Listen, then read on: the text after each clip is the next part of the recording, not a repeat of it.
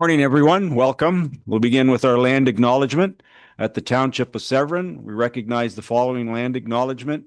We would like to begin by acknowledging that the land on which we gather and which the Township of Severn operates is part of the traditional territory of the Anishinaabe. For thousands of years, Indigenous peoples have been inhabiting and caring for this land.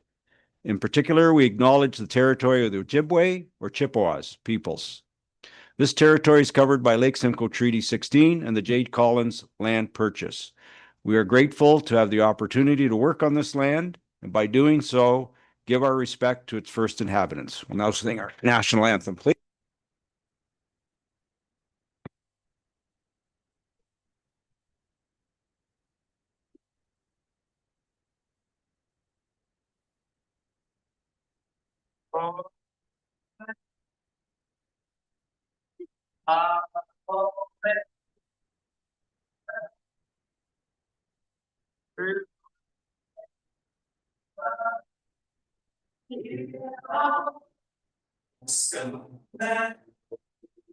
With love, great hearts, we sing, rise, the true North Star and free. From war and war again, we stand on guard for thee. God, give our glory, stand free. Oh, we stand on guard for thee. Oh, we stand on guard for thee. Thank you. Approval of the agenda, Madam Clerk. Thank you. Motion reads that the agenda be adopted as amended with the addition of the memo from the Director of Public Works and Director of Finance with item E3.1. Thank you. Mover and a seconder, please. Moved by Councillor Taylor, second by Councillor Jansen. All in favor? That's carried. Any disclosure of pecuniary interest? Seeing none. We have one presentation today, and just to remind the presenter that there is a 10-minute limit. Meagan Wilkinson, CEO at Orillia Public Library, and Mike Stahls, Board Chair, Orillia Public Library, Annual Report. Welcome. Good morning.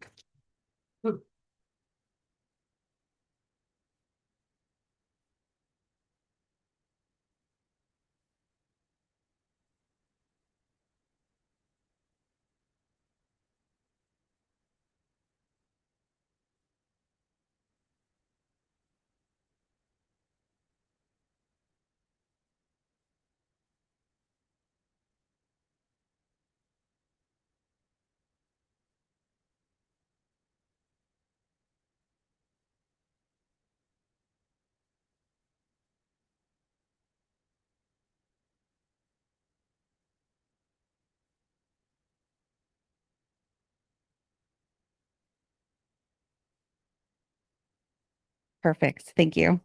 I'm just going to highlight a few items from our report. Next slide, please.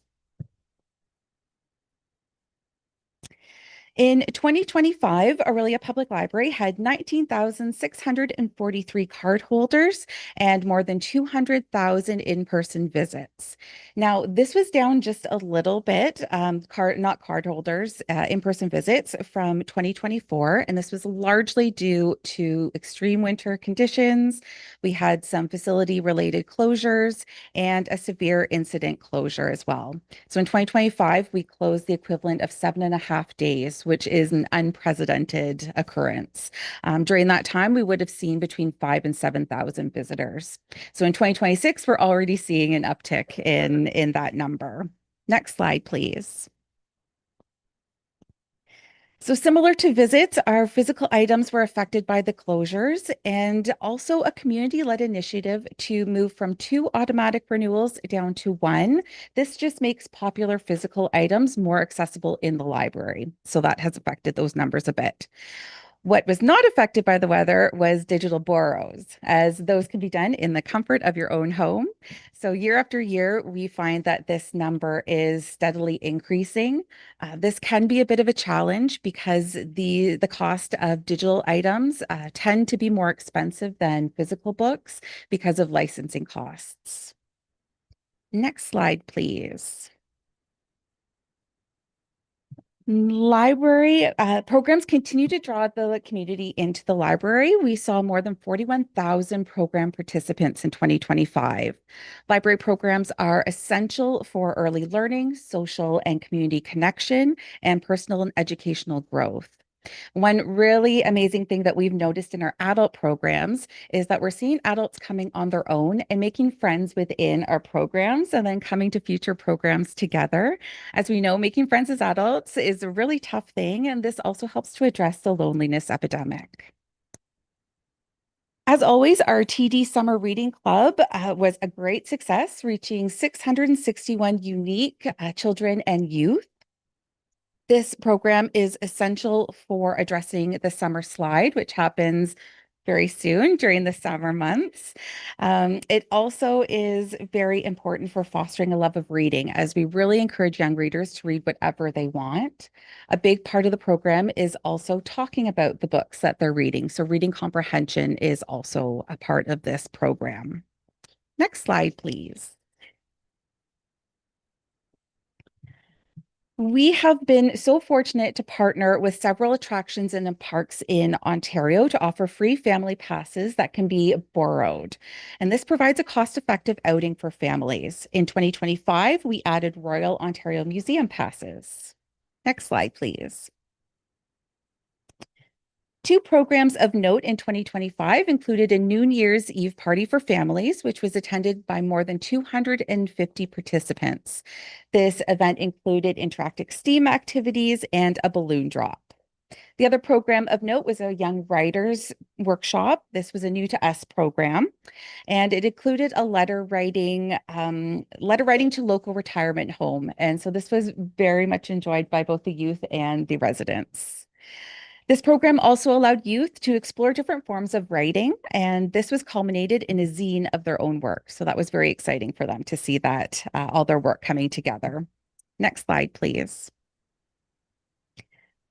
Accessibility was a focus for us in 2025. We added Wonder Books, which are books accompanied by audio, into our collection, and this helps to enhance accessibility for early readers.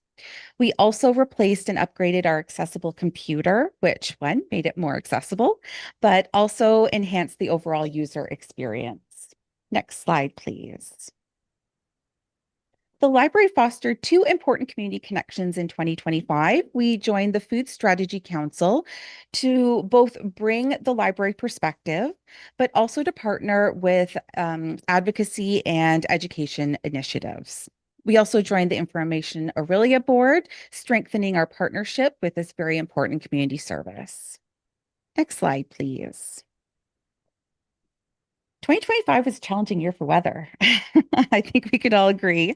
The library was closed like many organizations while we were without power. Once power was restored, library staff were eager to return to work, even when some of them were still without power, to make sure that there was an additional space in the community to warm up, access the internet, and charge devices. Next slide, please.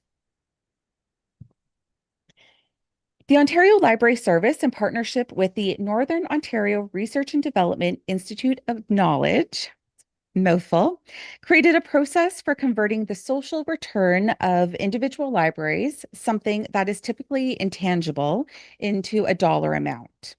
The process takes into consideration the individual library statistics and unique community factors such as size, distance from a large city center, and prevalence of low-income households.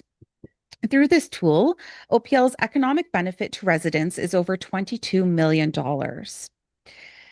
The community benefits for every open hour by $4,109.14. The benefits to Severn residents would be much higher, as this takes into consideration City of Orillia numbers. Thank you so much for your time and listening to our great achievements, and we're happy to answer any questions. Thank you, Megan. And we enjoy our partnership with the Orillia Library for our residents. Job well done. I know that we appreciate it very much. Any discussion? Councillor Brennan.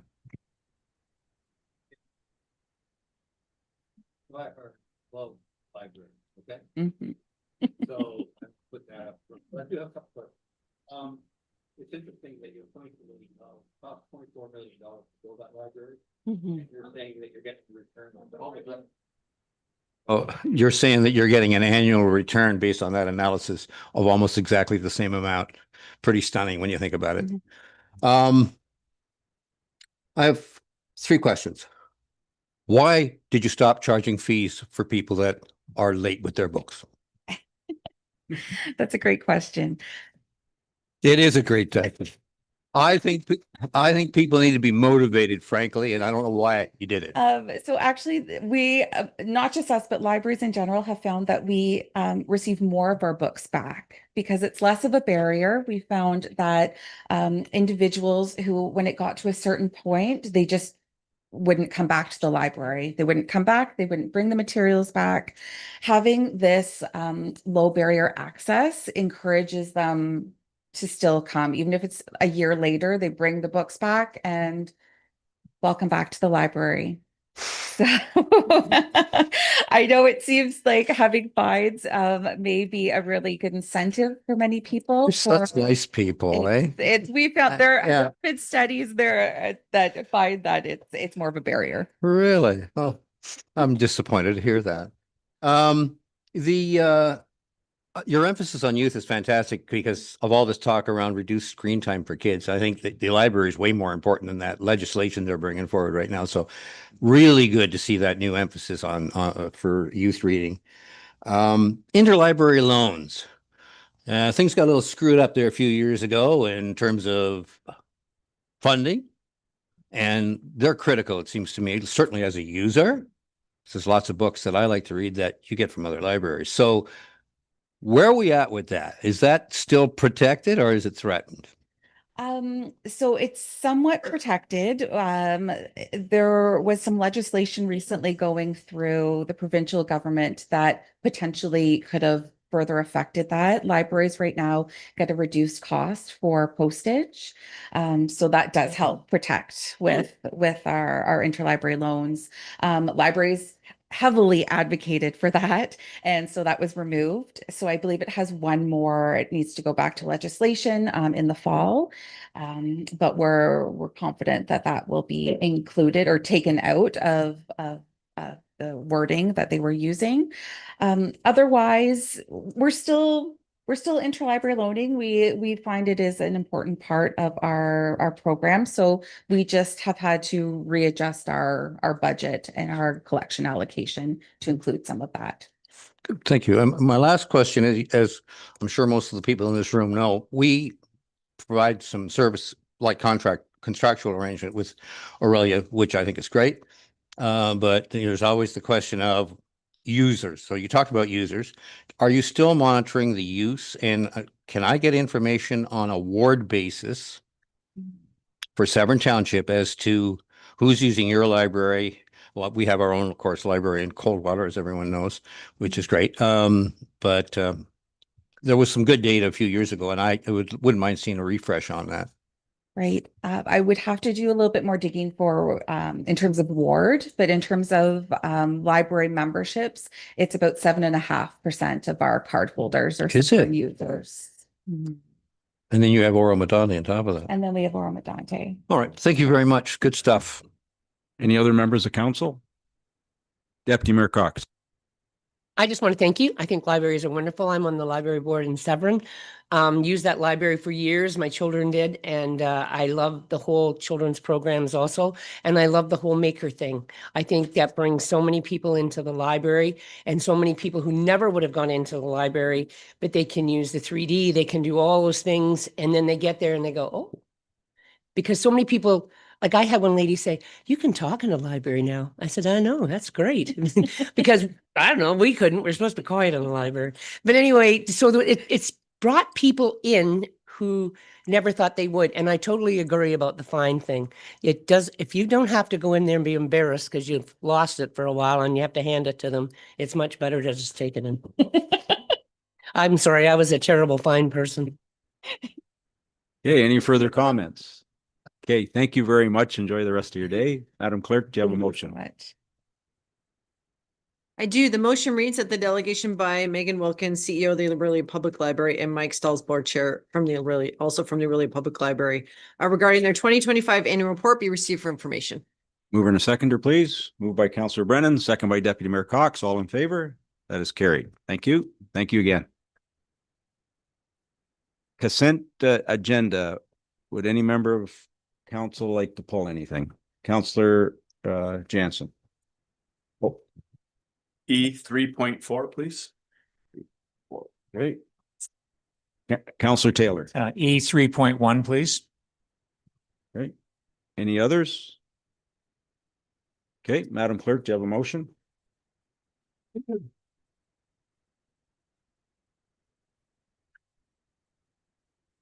Thank you. Motion reads that the consent list for June 17th, 2026 and the recommendations contained therein be adopted as resolutions of council with the exception of E 3.1 and E 3.4. Mover and a seconder, please. Moved by Deputy Mayor Cox, second by Councillor McIntyre. All in favor? It's carried. Thank you. Thank you. And then we need a motion to resolve into committee. So the motion is that council resolve into committee of the whole. Mover and a seconder, please. Moved by Councillor Brennan, second by Councillor Jansen. All in favor? It's carried. Thank you. Am I chairing this, Madam Clerk, or is? No, Councillor Jansen Yes, is. thank you. Thank you. Welcome and good morning. Today there is one public meeting and one non-statutory public information meeting regarding proposed development applications in accordance with the Planning Act. I'm pleased to advise that this meeting is being broadcast live on the Township's YouTube channel, where a recording of this meeting will be available. Notice of the meetings were sent by first-class mail to all property owners within 120 meters of the subject properties. Signage was also posted on the subject properties to provide information about the applications. All of this was in conformance with the Planning Act process for a statutory public meeting for a zoning bylaw amendment application and official plan amendment. Additionally, notice was posted on the Township's website. The purpose of the meeting is to inform and provide the public and committee of the whole with an opportunity to ask questions or express views with respect to the proposal. The format of both the statutory and non-statutory public meeting will be as follows. The applicant's agent will generally explain the purpose and effect of the application. Second, the township staff can provide further information and clarify any statements of the applicant or their agent. Next, the public will be permitted to ask questions and express views on the proposal, and then the public portion of the meeting will be closed. And lastly, members of the committee will be given an opportunity to ask questions for clarification on the proposal and provide comments. At the conclusion of each public meeting, the applicants, their agents, and if required, township staff will be given the opportunity to respond to the questions and comments received. No decision will be made today at the public meeting on the proposed zoning bylaw amendment application or public information meeting for the proposed official plan amendment application. Following the public meeting for the proposed zoning bylaw amendment, the information obtained, including questions and comments submitted by members of the public and the committee, will assist the township to determine next steps. The township is the approval authority for the proposed zoning bylaw amendment. for which this committee may recommend the bylaw be considered at a future council meeting or ask for additional information prior to council's further consideration. If in the future Township Council decides in favor of the zoning bylaw amendment application, members of the public who have provided oral or written submissions but disagree with the decisions may be entitled to appeal the decision to the Ontario Land Tribunal under the Planning Act.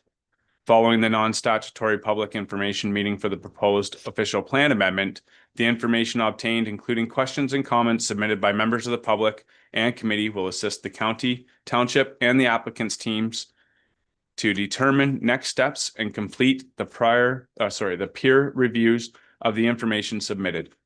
Once the township and county are satisfied with the information provided by the applicant and their consultants, a statutory public meeting will be scheduled with notice provided in accordance with the Planning Act.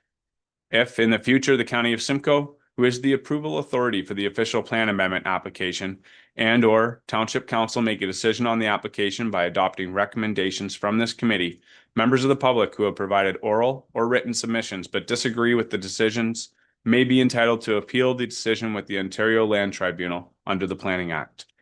Individuals attending either of the public meetings in person or by YouTube, Zoom, or telephone may email or call the Township's Planning Department to submit contact information to receive notice of the decisions on these applications.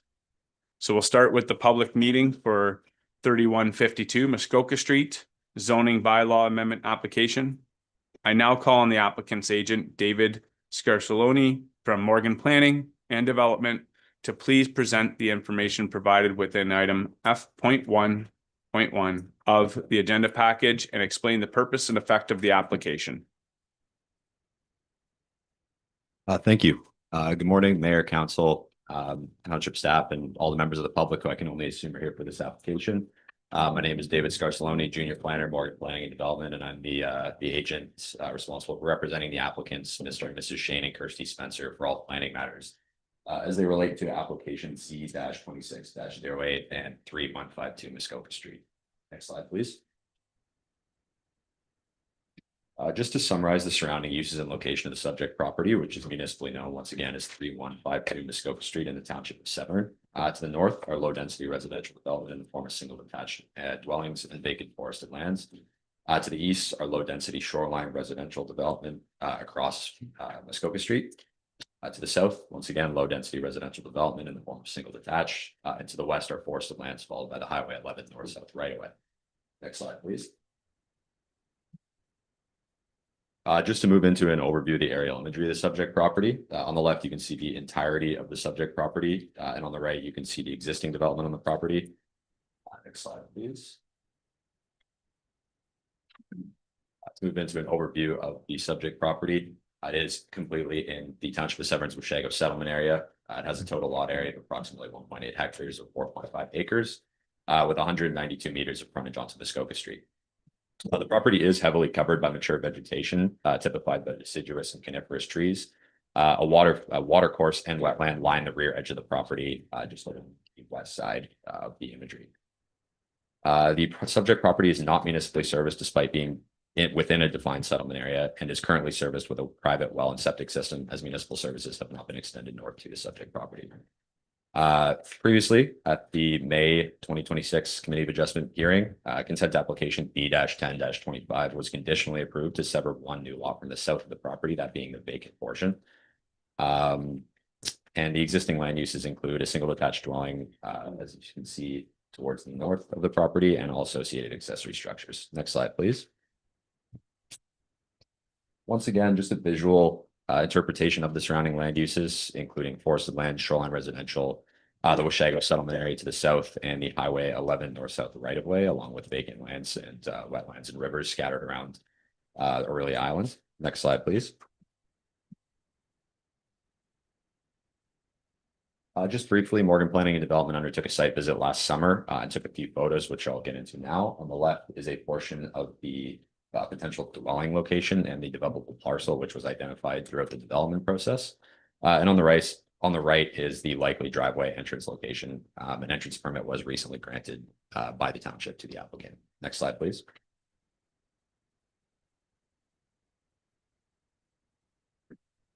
Just for context, a few more photos on the left. There is a welcome to Washago sign, which is located along the frontage of the property. It will not interfere with either entrance to the separate or retained lot, which was provisionally approved. And on the right is a photo of the existing wetland watercourse along the northwestern edge of the property. Next slide, please. Moving into the more technical side of things, as I previously mentioned at last month's Committee of Adjustment meeting, consent B-10-25 was approved subject to several conditions, one of which being that the applicant shall apply for and obtain a zoning bylaw amendment to rezone the severed and retained lands to an appropriate zone and establish protections for the wetland and its buffer.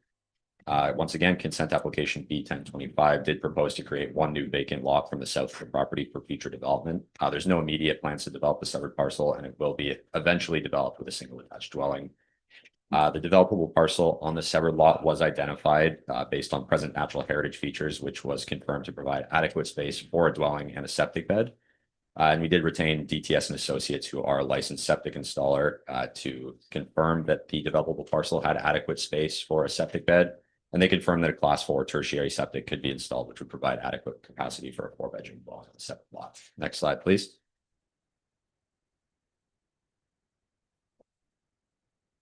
On screen, you can see the conditionally approved severance sketch and zoning compliance matrix. The blue lot is the severed lot. The yellow lot is the retained lot. And I know it's tough to see on screen, but there's dash road lines running north-south and kind of north to east on the severed lot. That is a developable parcel based on present natural heritage features and the lay of the land. It is important to note the deficiencies in lot area created by the consent. The property is currently zoned rural, which has a minimum lot area of 10 hectares. The zoning bylaw amendment proposes to address all deficiencies created by the consent application. We'll get into slides, please. We can move on. To provide an overview of the zoning bylaw amendment, as previously mentioned, the consent was conditionally approved subject to the applicant rezoning the severed and retained lots to address the resultant lot areas and to further protect the present natural heritage features. Based on this, we do seek to rezone the lands from the rural zone to the residential 1 exception zone and the environmental protection zone.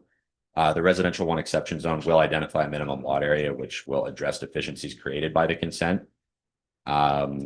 Through correspondence and discussions with township staff, it was concluded the R zone would be more appropriate to reflect the resultant lot sizes, locations in a settlement area, and the proposed future uses of the property. And rezoning the present natural heritage features and associated development buffers to the environmental protection zone further ensures that they will remain protected throughout the development process. Next slide, please.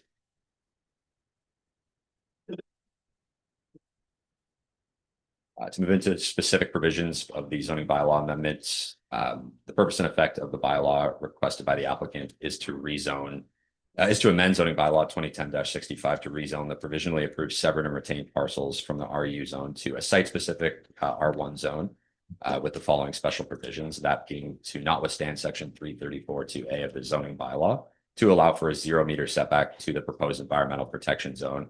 Because this area to be zoned EP includes the required buffer zone as recommended by the environmental impact study. So essentially we would be providing a buffer zone if they were to notwithstand 334(2)A. The environmental protection zone to recognize the identified wetlands and establish appropriate buffers is recommended by an EIS and also accepted by the township here. Next slide, please. Once again, this is the zoning bylaw amendment schedule. This is a visual representation of lands to be rezoned. So the hatched lands with the diagonal lines are to be zoned to EP. Those are the environmental features and their associated buffers.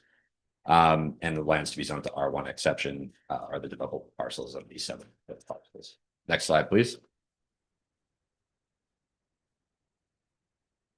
A couple supporting studies were undertaken in support of the application. So a scoped environmental impact study was prepared by Roots Environmental. It evaluates the potential environmental impacts of the proposed consent development, provides recommendations to protect the property's natural heritage features. It concluded that there are no concerns regarding the proposed lot or the location of future development subject to all the recommendation measures being implemented, which are listed in our report and the environmental impact study. It recommended a minimum setback of 15 meters from the wetland feature lining the rear of the property, all of which is included in that environmental protection zone. And a servicing opinion letter, as I mentioned, prepared by DTS and Associates, did confirm once again that a class 4 tertiary system can be installed based on the developable area, and it would provide adequate capacity for a future 4-bedroom dwelling. Next slide, please.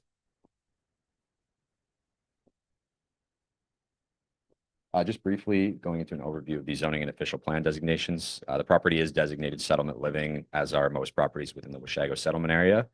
And it is zoned rural. And it's also worth noting that the subject lands are entirely designated settlements by the County of Simcoe. It is worth noting that the property is located in the Growth Area 3 overlay of the official plan, which is not serviced with municipal services as of now, as they have not been extended north to the north side of Washago. The applicant did enter into a development agreement with the municipality so that if services were ever extended north, they would connect to municipal services on the separate lot. Next slide, please.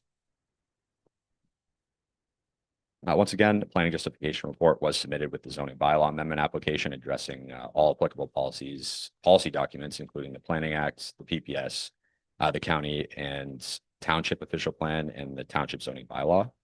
The proposed zoning bylaw amendment is consistent with and conforms to all applicable provincial policy documents and the county and townships official plans. Next slide, please. So just to conclude, once again, the proposed zoning amendment seeks to rezone the conditionally approved, severed, and retained parcels from consent B 1025, known as 3152 Muskoka Street, municipally from the rural zone to a residential 1 exception zone and the environmental protection zone. The zoning bylaw amendment will address deficiencies in lot area, further protect the present natural heritage features through restrictive zoning, and provide the applicant with a defined developable parcel on the severed and retained lots. The severed and retained parcels are consistent in size, frontage, and orientation with surrounding lots in the Washago settlement area, ensuring compatibility with adjacent uses and the established lot fabric in the settlement area. Scoped environmental impact study and servicing opinion letter once again have been submitted in support of the application. It represents sound and responsible land use planning, providing appropriate housing opportunities within a settlement area while safeguarding the natural features through protective zoning, as well as the character of the area. And once again, the proposal complies with applicable planning policies at the provincial, county, and township levels. And I'd now like to take this time to thank you, Mayor and Council, township staff, and the members of the public for listening. And I'd now like to take this time to address any questions, comments, or concerns about the application. Thank you. Okay, thank you very much. Does the township's planner, Brad Oster, have anything further to add to the materials and information presented by the applicant? Thank you, Chair, and good morning. I'll be fairly brief with my comments here. Mr. Scarcelloni's covered the purpose and effect of the application well. The lands are located within the settlement area of Washago, and they would be privately serviced as municipal services have not been extended there, and they're not currently planned, available, or feasible. So the official plan would permit limited opportunities for private services such as this. The lands are designated settlement living in the township OP and currently zoned rural. This proposed zoning would protect those wetland features by rezoning the feature as well as the buffer that was accepted through the peer review process for protection of those features to an EP, or an environmental protection zone, with the remainder of the lands, essentially the lands that are appropriate for development, to be rezoned to the R1 exception zone, allowing a 0 meter setback to that EP zone because the buffer has been incorporated. This application is submitted to satisfy a condition of the provisionally approved consent application approved by the Committee of Adjustment. Planning staff would note that any future development of these lands would be subject to site plan control, and through that, further protections for the wetland and its buffer would be implemented, such as fencing to prevent any encroachment of site alteration or development into that wetland area. No comments or objections have been received from the internal departments or divisions. And just as a reminder, this public meeting this morning is a statutory requirement under the Planning Act. Its purpose is to receive comments from the public, agencies, and members of council. Following the public meeting, township staff will review all of the comments received and return back to council with a recommendation report evaluating this application against the applicable planning policy documents at the provincial, county, and township level. Thank you. Okay, thank you.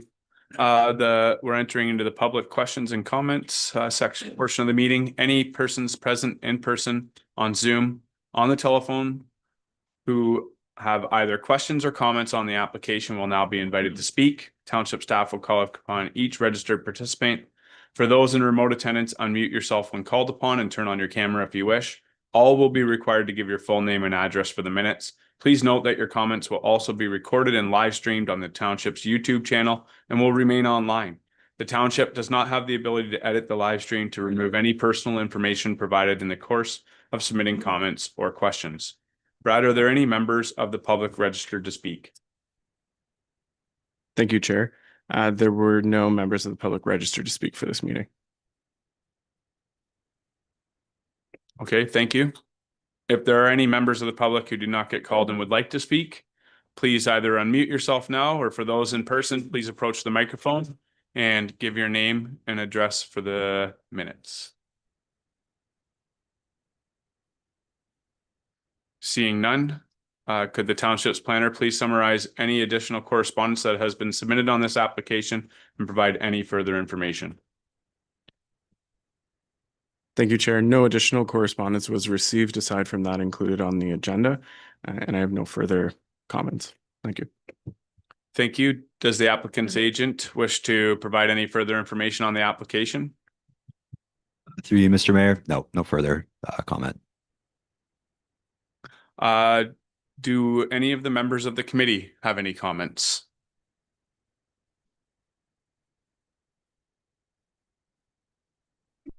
Seeing none, if there are no further comments, I declare that the public meeting on this proposal is closed. Madam Clerk, do we have a motion?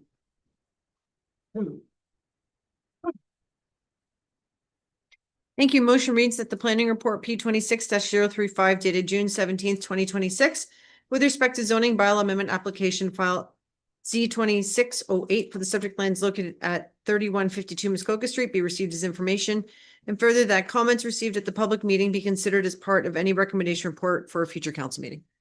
Okay, thank you. Could I get a mover and seconder? Member McIntyre, Member Taylor, all in favor? Carry. Thank you. Thank you. Thank you. Chair.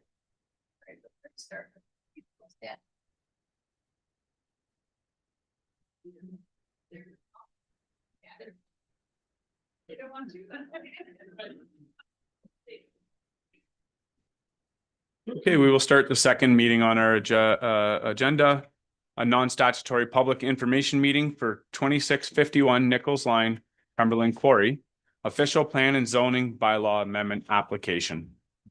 I now call on the applicant's agent, Melanie Horton from Isher Planning, to please present the information provided within item F 1.2 of the agenda package and explain the purpose and effect of the application.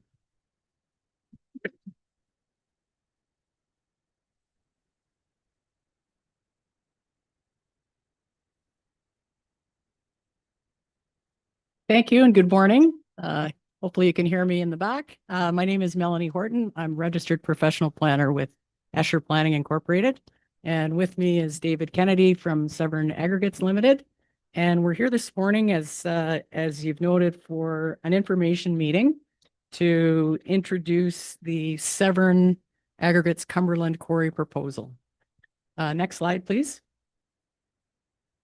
I'm just going to provide a fairly high-level brief overview of the project and the applications that are with township staff, and a little bit about the process that lies ahead. So the proposal is for a Class A license for quarry below water. The property is located in part of lots 12, 13, and 14 in the 11th concession. The proposed licensed area would be 138 hectares, of which 118.5 hectares are proposed for extraction. And the balance of that site would be buffers and setbacks. There's an annual tonnage limit proposed of 500,000 tons. And the access to the site is proposed through a portion of the unopened road allowance extension of Nichols Line. It's approximately 800 meters that would need to be constructed to provide access to the site. The rehabilitation, and I'll speak about that a little bit later in the presentation, would be to a combination of reforestation, wetland, and agricultural lands.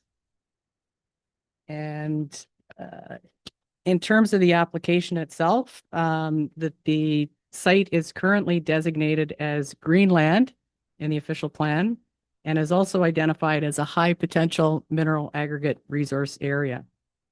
An amendment to the Severn Township official plan is required to change the designation to licensed pit or quarry in accordance with township planning policies.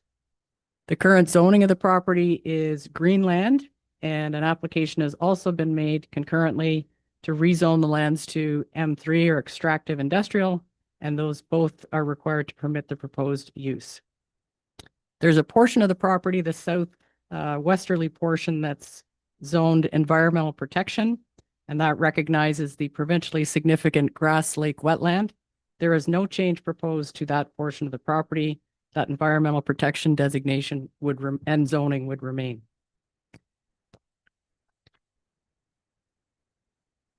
We could go to the next slide, please.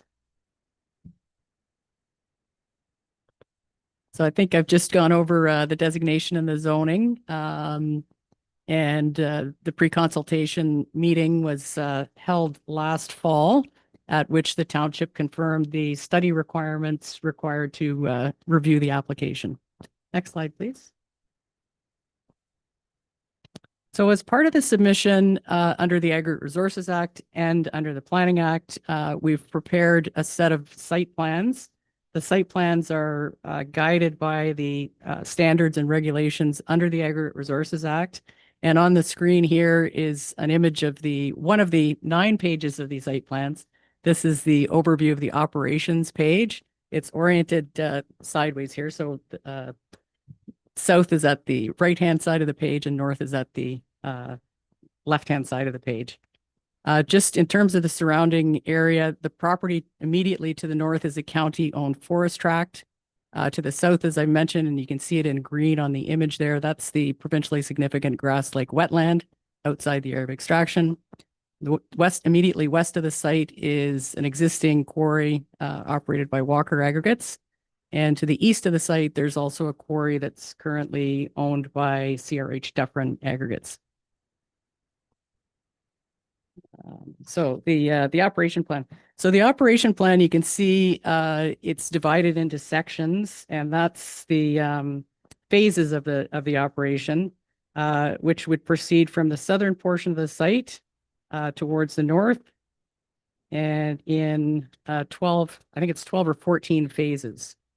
The idea of dividing it into these phases is to limit the disturbed area to 25 hectares on average, and the balance of the property would be undisturbed. The operational phases are detailed on pages 6, 7, and 8 of the site plans. The final rehabilitation would propose an agricultural area in the north portion of the site, which you see on the left side of the screen there, a mix of forest corridors, wetlands, and open field meadows across the balance of the site. There is an intermittent water course. Again, you can see it on the screen there in the blue dotted line that enters the site at the north inlet.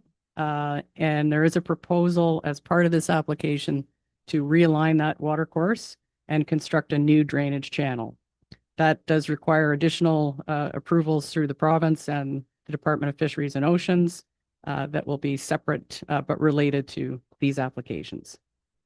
There's a wetland compensation plan outlined in the Natural Heritage Report and detailed on the rehabilitation plans that is designed to ensure that wetlands, the non-significant wetlands removed during extraction, will be recreated in a timely manner as part of progressive rehabilitation in order to minimize impacts on wetlands and wildlife habitat. We could go to the next slide, please. That's the rehabilitation plan. So as I mentioned, it includes reforestation, creation of field meadow, wetland areas, and at the north end of the site, agricultural lands. The intent or the objective of the rehabilitation plan is to restore the site to a similar variety of plants and wildlife habitat that currently exists on the site. In total, approximately 1/3 of the site as part of the rehabilitation would be forested, and approximately 1/3 would be open field meadow and wetland habitat, and the remainder would be agricultural fields. The final rehabilitation would reconnect the forest to the east and the proposed forest pocket to the west of the site, providing a corridor for wildlife across the property. Through the operations, topsoil and overburden on the site that is stored in the berms around the site would be utilized to create side slopes around the perimeter of the excavated area. There is a fairly thin layer of overburden on the site that's typical of this area. And as a result, there's a note on the site plans that allows for importation of clean fill to accommodate the rehabilitation plan.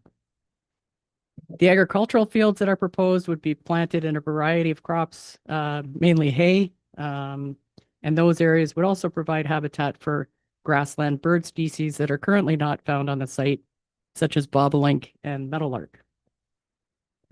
The new drainage channel that's proposed would continue to run through the site from north to south and would have an enhanced riparian corridor with wetland and forested areas. The progressive rehabilitation, as I mentioned previously, is designed to restrict the cleared area to approximately 25 hectares at any given time. And as each extraction phase is completed, the area is progressively rehabilitated as the operation moves into the next phase. There are, as I mentioned, 9 pages on the site plans that detail the operations, progressive and final rehabilitation. Next slide, please. So the applications are supported by a series of technical studies, which evaluated potential impacts of the proposed operation on the natural environment, on cultural heritage, on water resources, and on neighboring landowners. Those reports were prepared in accordance with the requirements under the Aggregate Resources Act and also meet the requirements of the related Planning Act applications. The studies are listed on the slide here, but they include a hydrogeology report, natural environment report, a noise impact assessment, a blast impact assessment, an archaeological assessment, a traffic impact review, and an Aggregate Resources Act summary report. The technical reports are currently being peer reviewed by a team of consultants that have been retained through the municipality at the expense of Severn Aggregates Limited, or the costs covered by Severn Aggregates Limited. And that work is, I'd say, just ongoing now. So we've got some preliminary comments. They've done their first stage of review. There are field visits planned for later this month. And that will be sort of the focus of our efforts over the next few months, is responding to the peer review comments we've received. Also received through staff just late last evening, so I haven't had a chance to review them all, but I understand some public emails, comments have come in, and questions. So that will also be part of our focus in the next several months, is reviewing those comments and including those in the peer review comments and working on responses to those. I should mention that the reports and site plans are available on a website that the applicant has set up. The site's listed there. It's at www.cumberlandquarrysevern.ca.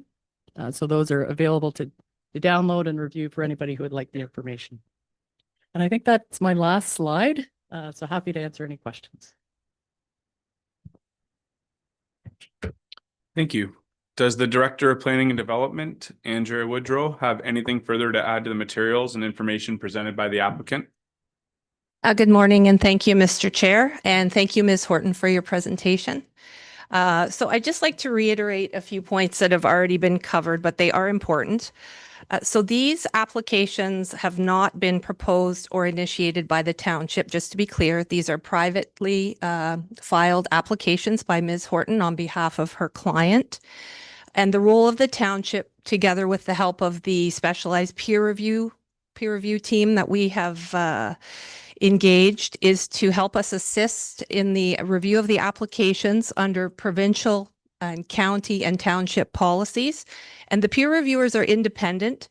They're independent experts in specialized fields, as noted, an ecologist, hydrogeologist, civil engineer, etc., to address the various studies that have been submitted.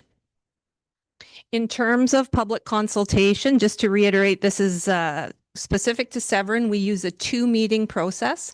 So the current meeting is the first meeting in the 2-meeting process. It's an information meeting. It's above the requirements of the legislation.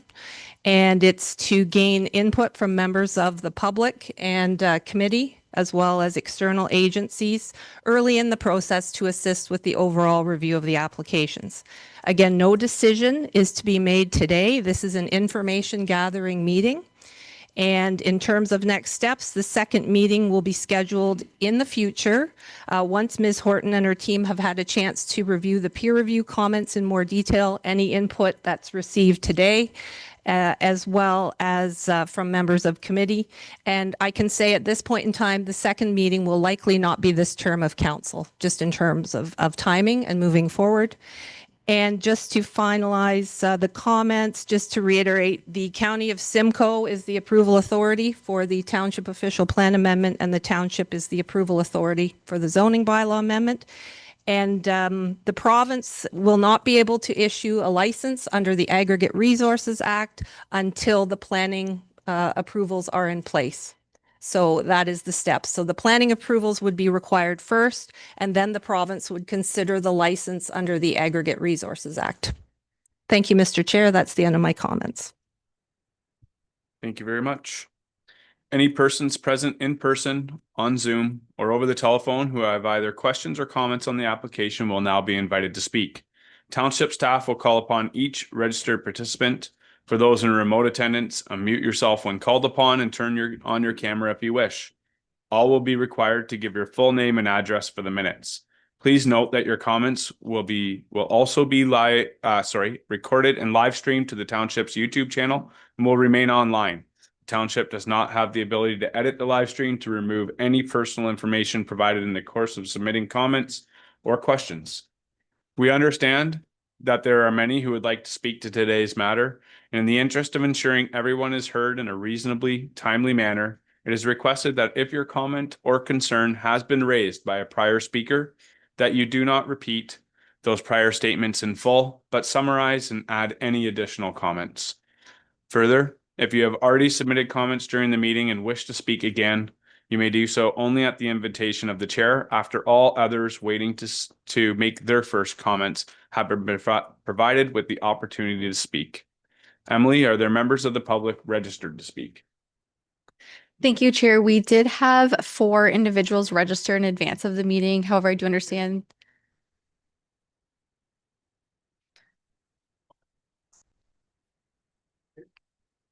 So I do understand that there's a number of folks here who are in attendance who may not have registered in advance, and the chair will individually invite folks after those who have registered to speak up to also address the committee. So the first individual who had registered in advance is Michael Godfrey. I believe he's attending on Zoom this morning. Mr. Godfrey, would you like to unmute yourself and address the committee? Yes, can you hear me? Yes, we can.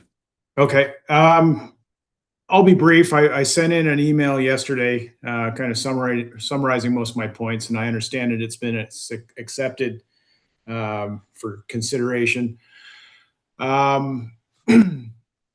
I don't think I have a whole lot more to add to that email at this time, but I might reserve the right to speak afterwards after I hear some others. Is that appropriate? Yes, no problem, Mr. Godfrey. Would we be able to get your address for the minutes, please? Certainly. It's 3161 South Sparrow Lake Road, Washego, L0K2B0. Thank you very much. All right. Thank you. Thank you, Chair. The next individual who registered in advance was Brent Manouge. Mr. Vanuj, are you online?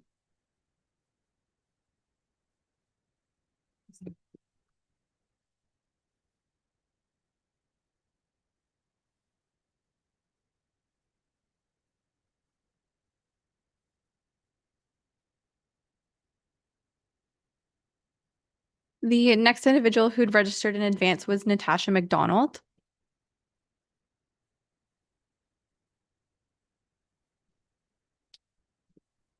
Ms. McDonald, are you online? If you are, please unmute yourself and state your address for the minutes. No? Okay. Let's move on. The last individual who registered in advance to speak at the meeting today was Nancy Rowell. Yep. Oh, yes.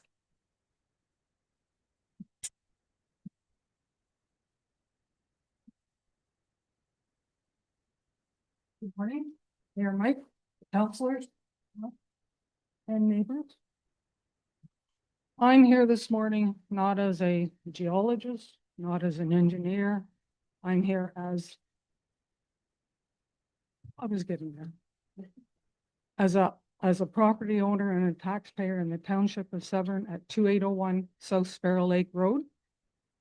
And I've been a taxpayer and a neighbor since October of 1993.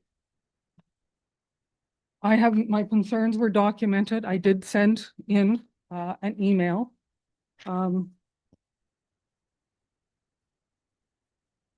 I have major concerns with regards to what it's going to do for our environmentally protected properties. There are many large tracts of that, not to mention the Couchiching Conservancy that has a large tract of property that abuts this as well. I own a 25.92 acre piece of property, and on that is a 2 acre environmentally protected pond. I don't see that pond designated anywhere on any of the maps that I'm looking at. There is also a designation in this that some of the properties are sensitive receptors.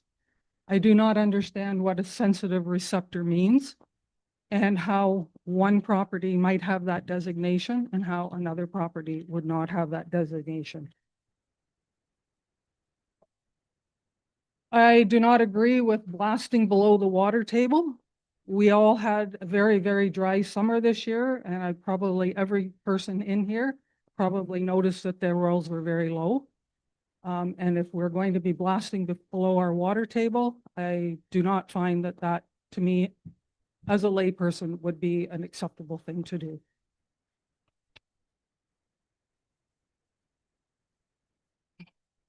I had lots to say, but it's very hard to sit up in front of the class and speak. So just to go on record as not agreeing with this whatsoever.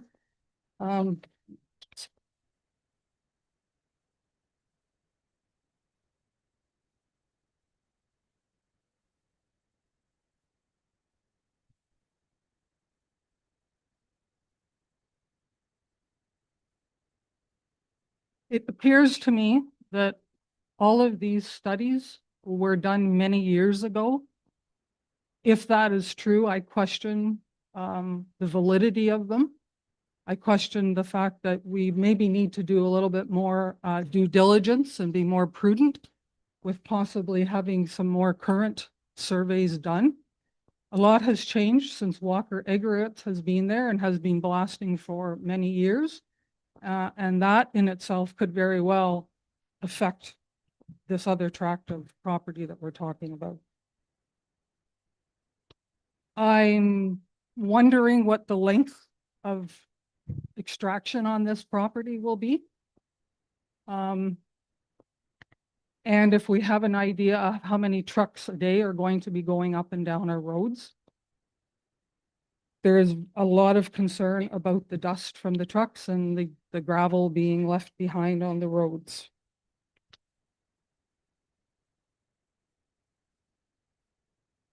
I guess that's it. There are a number of other things that are in my email that I did send.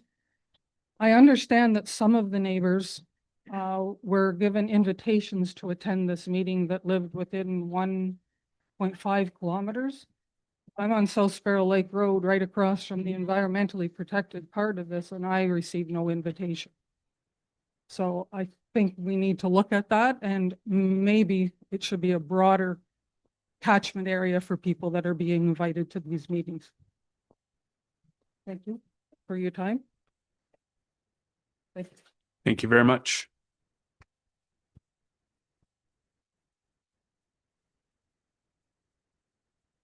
So at this portion, if there are members of the public who have not been called and would like to speak, either please unmute yourself online, or for those in person, please approach the microphone and give your name and address for the minutes. I suggest if there's quite a few people that would like to speak, that maybe we have a bit of a lineup at the side of the wall here, and we'll come up in an orderly fashion. That might make the most sense. Okay, so who would like to start us off? Okay, sir, please state your name and address for the minutes, please. I'll keep this brief. My name is Brian Shaw. I'm at 2721 Grass Lake Line. And I just heard about this on the, I can't remember. But anyways, I object to, I see a zoning, there's a reason it was zoned Greenland. I don't know what the reason was. So I'd like someone to give me a little bit of history of the zoning planning process that called this Greenland originally, and then now to say, oops, we made a mistake. It's not Greenland, it's a quarry. I feel that's wrong, and I strongly object to it.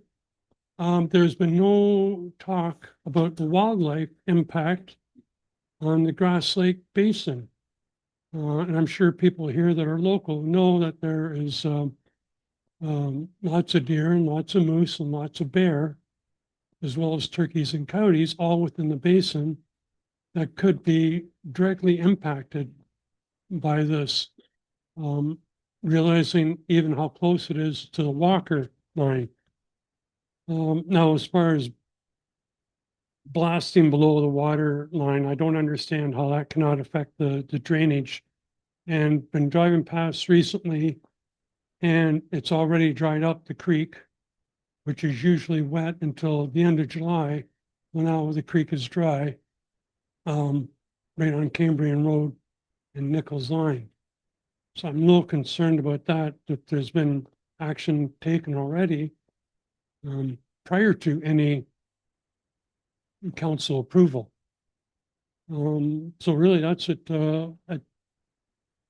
Yeah, that's my biggest concern is changing from Greenland to quarry. And I strongly object to it. And I don't know how do I get answers to that question? How do I get an answer to why it was called Greenland in the first place and not quarry?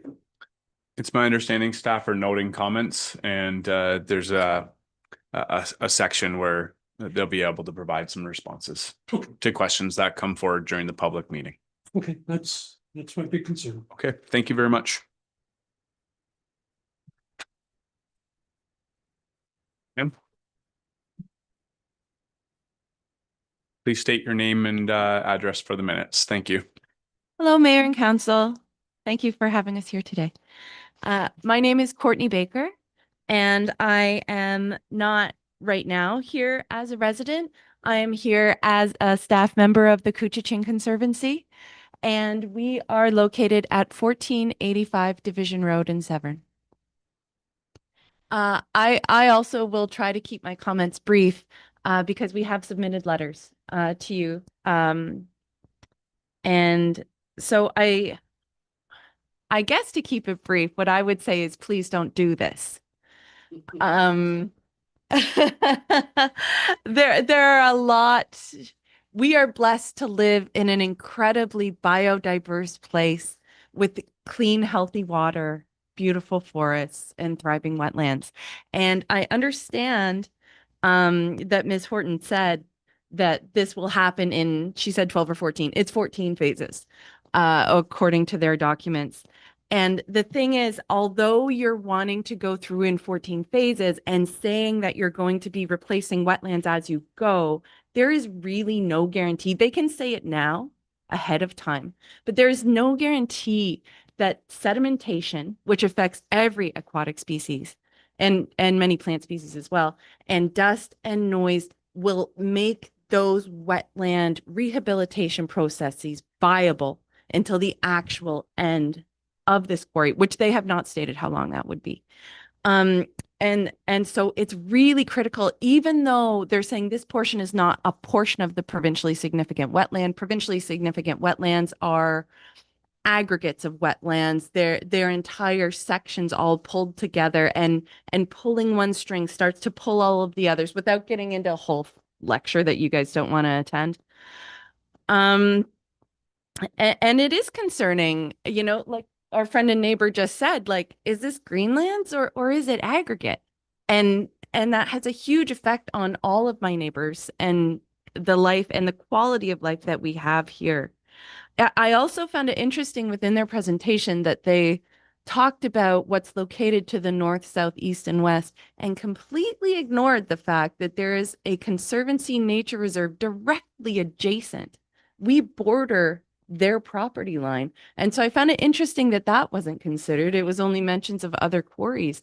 And that nature reserve is enrolled in the Federal Ecological Gifts Program. That nature reserve is federally protected. And so that matters, because then we're pulling in the DFO if anything happens in a very meaningful way. We as an organization are bound to protect that land to the same standard that it was naturally protected in 1999. So we can't just, unfortunately, allow this to go ahead and be real friendly about it. And yeah, these wetlands took 12,000 years to develop. So that's an awfully long time. I have actually, as our neighbors have already mentioned, there are a number of species in the area. And aside from the charismatic species like moose and bear, there are, I can't say them out loud legally because of my job, but there are at least 7 species at risk, because one of you guys might go and like poach a songbird, but I doubt it.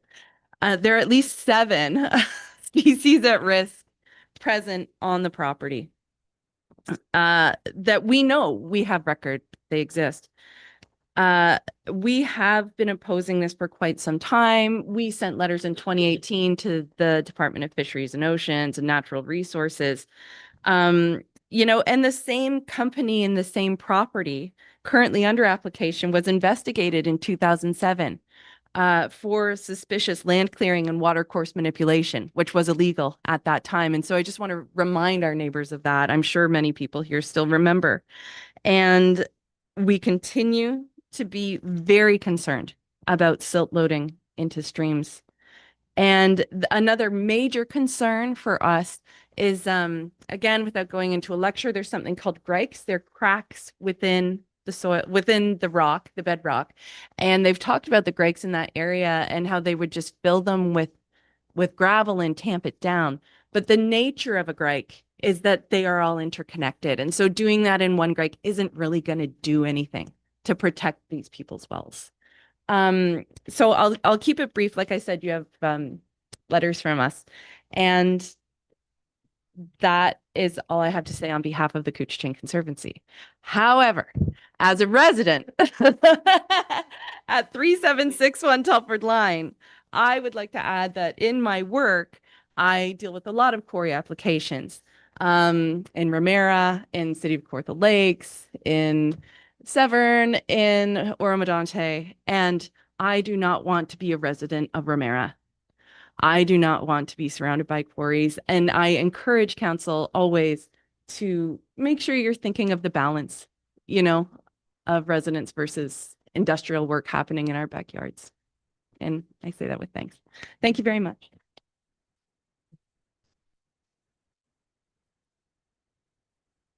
Thank you very much, Ms. Baker. Our next speaker.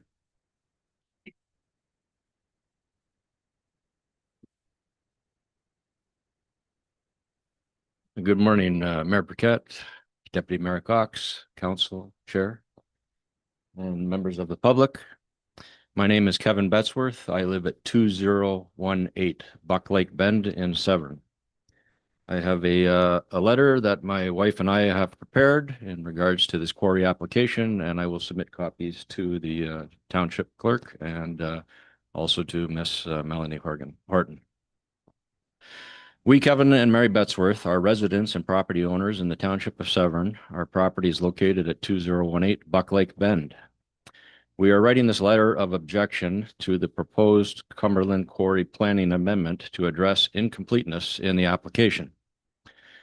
The first area lacking in the application is the documentation proving that the nearby lakes, Buck Lake, Grass Lake, and Lake St. George, won't be affected when the applicant's own study indicates that the groundwater level will likely drop by at least 1 meter at a distance of 2,000 meters from the proposed quarry.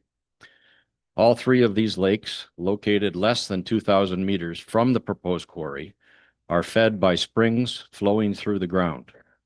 Continually, we witness water flowing out from the limestone rock on many properties along the shores of Buck Lake and Grass Lake, and are aware that the Lake St. George is fed by underground springs. Our own property located on Buck Lake has such a spring. The south shore of Buck Lake is where the limestone shelf ends. The shoreline consists of a very steep drop-off from the limestone shelf down to the lake. On our property, 14 meters in elevation down from the top of this limestone shelf, the water flows out from fissures in the limestone rock regularly throughout the year, feeding Buck Lake. We have measured the outflow of this one spring at over 24,000 liters per hour in the spring of 2026. However, we have seen the outflow of the water in this spot in the limestone reduce over the decades as the current nearby Severn Pines quarry continues to grow in size. The concern is that the applicant has failed to measure the groundwater flow in the limestone north and northeast of the proposed quarry at greater distances than just near the proposed quarry. The application has suggested that all the underground water moves from north to south, just as the surface water does on the proposed site. But we see evidence to the contrary feeding Grass Lake and Buck Lake. If the quarry were to be developed, some of the great concerns that we have that has only been loosely addressed by this application is the reduction of water entering into the ground at the proposed 118 hectare quarry because the surface water is diverted off-site. Also, the fissures and cracks in the quarry walls will act as a drain down to the quarry floor to the existing higher limestone areas surrounding the quarry site. This may drain the 18-hectare swamp that borders the quarry on the north side of the proposed property. This draining effect will reduce or eliminate a substantial amount of groundwater that flows southeast to Lake St. George as the groundwater is brought out of the ground along the quarry walls and then is diverted via surface water directly to Grass Lake, thereby bypassing the springs that feed Lake St. George. This draining effect of the proposed quarry will also reduce the water available to flow through the limestone to Buck Lake and Grass Lake. It should be noted that a reduction in lake levels, even of only 1 meter, will have a large financial impact to the property owners on Buck Lake, Grass Lake, and Lake St. George. As Buck Lake and Grass Lake are very shallow lakes, less than 1 meter in depth in many places, they would no longer be useful as lakes and would just be swamps or marshes. If the water level dropped by just 1 meter on Lake St. George, many property owners that now have waterfront property would instead have an area of land between their property and the water. Once the quarry is excavated, this draining effect of the underground water would be permanent and could not be reversed. Affected property owners might seek compensation for reduced property values from the applicant and from the various levels of government approving the quarry. Also worth noting is the potential drop in tax revenue for the Township of Severn and the County of Simcoe if MPAC reassessed property values due to the change in these properties if they are no longer considered waterfront. A second area where the application is insufficient is in the timeline of the lifespan of the whole project. The applicant states that 40 million tons of aggregate is available for extraction, and the application allows for extraction of 500,000 tons a year. Simple math gives a lifespan of the quarry an 80-year life. However, the applicant has also applied to have the quarry serve as a location to process other material trucked and stockpiled at this location, namely asphalt, concrete, and masonry material. The site plan details stipulate that once aggregate extraction is completed, in other words, the aggregate is depleted, no more truckloads of imported materials will be permitted.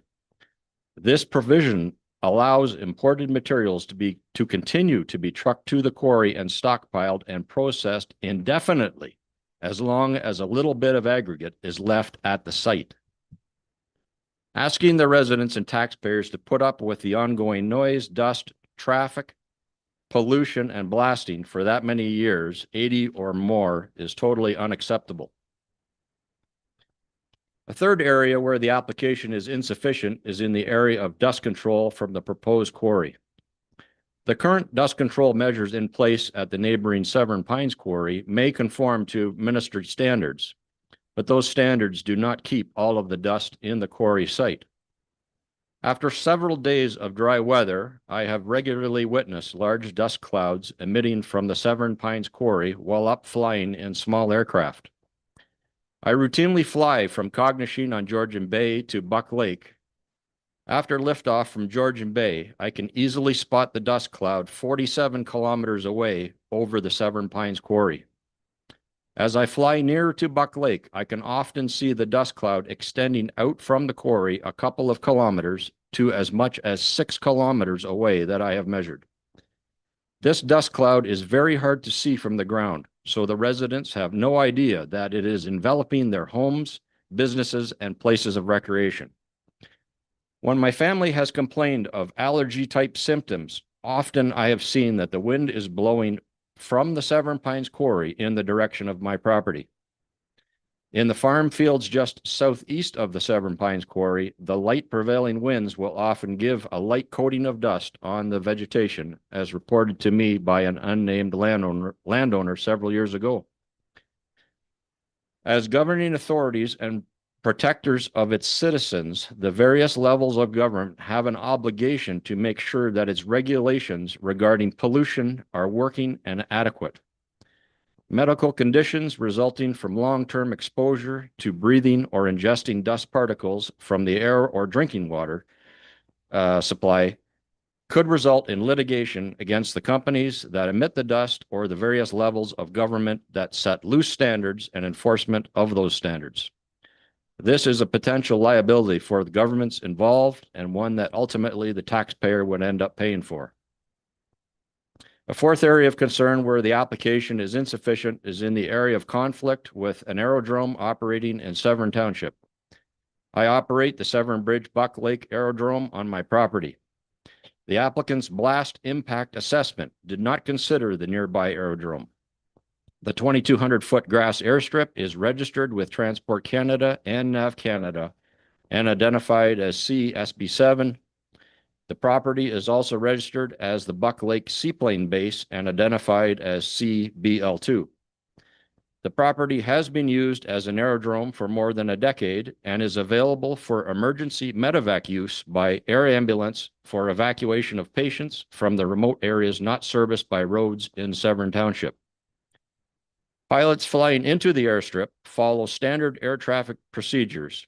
Flying in the circuit is the standardized and approved procedure for approaching to land at an aircraft at an airstrip. The flight path when flying the standard left-hand circuit for landing on the airstrip westbound or on the lake westbound in a float plane takes the aircraft directly over the proposed Cumberland Quarry site. Transport Canada has strict guidelines for blasting operations within 5 nautical miles or 9 kilometers of any aerodrome. The Severn Bridge airstrip is only 1.6 kilometers distance from the proposed quarry. Buck Lake, where the seaplanes operate, is 1.8 kilometers from the proposed quarry. Severn Pines Quarry does not currently comply with Transport Canada regulations in regard to this blasting in the vicinity of an aerodrome, and the current application is also deficient in regards to this. Flying debris from blasting can cause serious or fatal damage to aircraft and their occupants. Flying through dust emission is a serious threat to sensitive aircraft systems, and abrasion on aircraft leading edges, propellers, and windshields is a likely outcome. Sometimes the dust clouds emitted from the current Severn Pines Quarry operation is unseen on takeoff and cannot be avoided. An additional quarry operating alongside Severn Pines Quarry will only double the dust emissions. In summary, the applicant's plan will reduce the property values for the many residents in the vicinity of the proposed quarry as it diminishes or destroys the flow of groundwater to the nearby lakes, is unclear on an end date for the whole operation, diminishes the quality of the air we breathe and the water we drink, and will be hazardous for the operation of aircraft in its vicinity.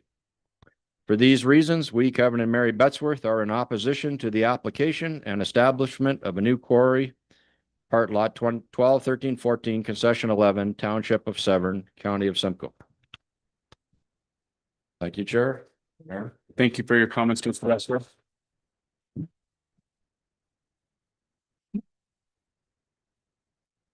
Like to call on our next speaker. No, no problem. Come on up. Oh,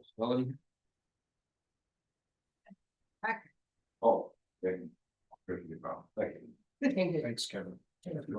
Yes. Good morning, everyone.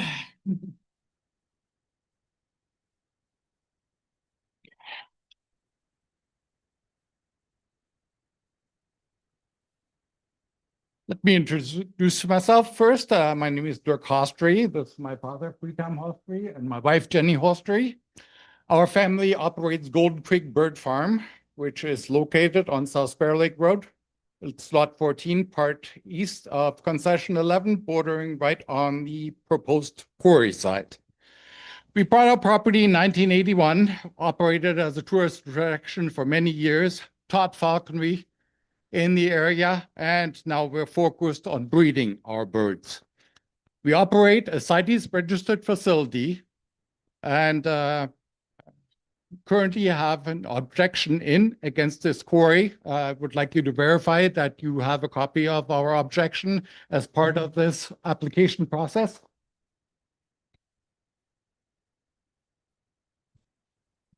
Thank you. Through the chair, any written correspondence will be added to the file and appended to the agenda after the meeting. It should be there long ago.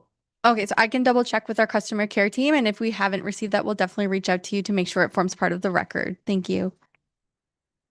So we are a part of this objection process and will attempt to resolve our differences internally for the time being.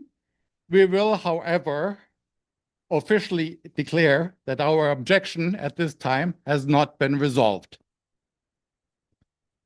Our main issue is that our breeding stock largely consists of the highly endangered deer falcon. And falcons are very hyper and nervous birds and do not react well to any disturbances. Having a quarry operate in such close proximity will no doubt have a huge impact on our efforts to propagate these magnificent birds. All our birds would be impacted, but for our falcons, it would be catastrophic. That's why in our closing statement, our written objection was that the only real solution to our conflict would be for the applicant or applicants to buy us out. There was one attempt made by the applicant to resolve some of the issues, but in order for us to sign off on our objection, further negotiations that will maybe end in a legally binding contract are needed.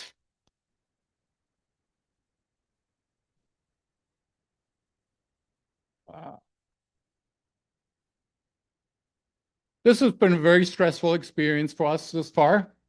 During this whole process, there has not been any contact from any of the authorities, no notifications, no visits, not even a phone call. We were left completely on our own in this process. We now request a meeting between us, the applicants, the township, and the MNR to see if we can work this out. We urge the joint township to put the zoning change on hold until our objection is resolved. This zoning change alone will effectively reduce the value of our business to any prospective buyer or investor to Zero. Nobody is going to purchase or invest in a falcon breeding facility that is located right next to a quarry. This is a large part of our retirement strategy gone. So if the township will proceed with the zoning change before we resolve our objections, you will force us to engage in a legal proceeding. And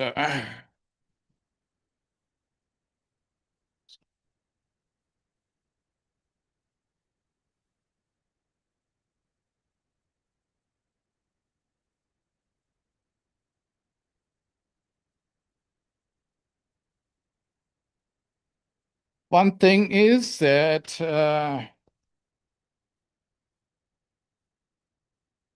we have what is called, I believe we have what is called an sensitive receptor, according to the Aggregate Resources Act, protecting facilities like ours. It is described as being zoos. It protects sensitive areas like zoos, schools, retirement homes, all that kind of stuff from having a quarry nearby. And we believe that our facility qualifies as such, and that really prohibits by law any such operation to operate within 500 meters of us. Now, 500 meters, that's at least that's the way I interpret it. 500 meters is a long way. So this effectively makes this whole our whole operation, well, not worth it by the time the M&R would be done with them. In my eyes, anyway, that's the way I interpret it. So it is pretty incredible to me that this has gone this far, because I think there is no doubt that these people would, or the applicant didn't know that we were there to begin with. And yeah, that this whole thing has even gone this far. I cannot believe it. We had a similar thing happen to us though before, when the sand pit next to us became a blasting quarry overnight. No notification, no meetings that we are aware of. And so they started blasting and impacting us. And at that point, all we had to basically left for us is to engage in a legal battle with the government. So we had no say before that. We are happy to see that Walker now has actually acquired the property next to us. They've been respecting us as a sensitive receptor for many years. Call us with every blast that they make, inform us. They have a monitoring system set up on our property, seismograph, I guess, that monitors their blast and their activities to make sure that our animals are not impacted, and they do that even at the distance that they have right now. So we are pretty certain that in these, we have a legal standing with the Aggregate Resources Act that we have a sensitive receptor, and we will enforce our rights. So that's all. So that's basically all I have to say. So I would also like to answer on that fairly quickly, whether you have been able to schedule that meeting, because we're seriously considering taking legal counsel. Right now, it's my understanding we're in the non-statutory public meeting just to gather information. If it goes any further or whatever, then yeah, you would leave us no choice but to go against this administration as well. Okay, thank you, Mr. Hostry, for your comments.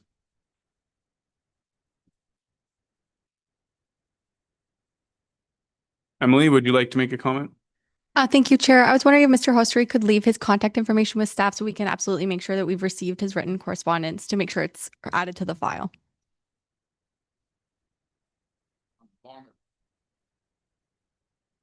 Like 3 years ago.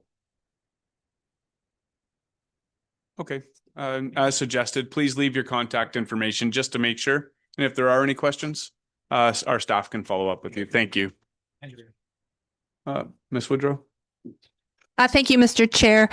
There were specific consultations under the Aggregate Resources Act, probably within that time frame. So that's perhaps where the correspondence was filed. So we will make sure that we have it on file as well. So it would have been with the Ministry of Natural Resources. The Ministry of Natural Resources, but we the copies with everybody, the Simcoe County, our office here, the Severn Township office. We even wrote to the minister and sent one to the Minister of Natural Resources, contacted our MPP here, which would not see us at the time. We're confident, and so we've been trying to be heard on this for a long time. And as I mentioned, nobody has reached out. Nobody from the MNR, nobody from this administration, whatever, to voice our concerns. We've been left completely to our own devices. And yeah. Okay, thank you very much, sir. We will move on to the next phase. And again, please share your contact information just to make sure. Good morning, council and neighbors. My name is Jackie Archibald. I reside at 2002 Buck Lake Bend, right next door to Kevin Betzworth. And I note that one of the problems that he did not bring up is that a large portion of Buck Lake is environmentally protected. 5 acres of my 74 acres resides within an environmental protection area. And I did go to the trouble of going through the website that was identified earlier, and I have many questions about the age of the data that is contained within there. Everything is at least 10 years old. Water quality was, the study on water quality was from 2013. Recommendations in those studies were that groundwater and surface water be monitored on a regular basis during the phases of proposal. So it raises questions for me about what was the initial proposal period, because it looks like there was an application already for this parcel of land, and what happened to that application, and why are they resurrecting it and using all of the old data. And I also thank Nancy for bringing up the age of the study, and Kevin for bringing up the length of extraction, because none of that is spelled out in any of the documents that they provide on their website. And that's all I have to say. I object wholeheartedly. Thank you for your comments, Ms. Archibald.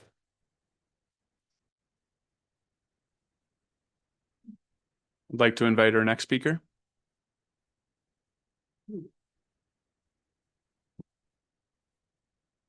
Hi there. My name is Sarah Bruni. I live at 3262 Lake St. George Boulevard in Severn there.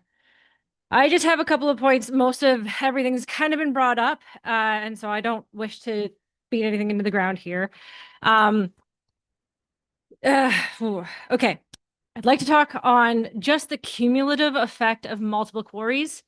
There are several very close.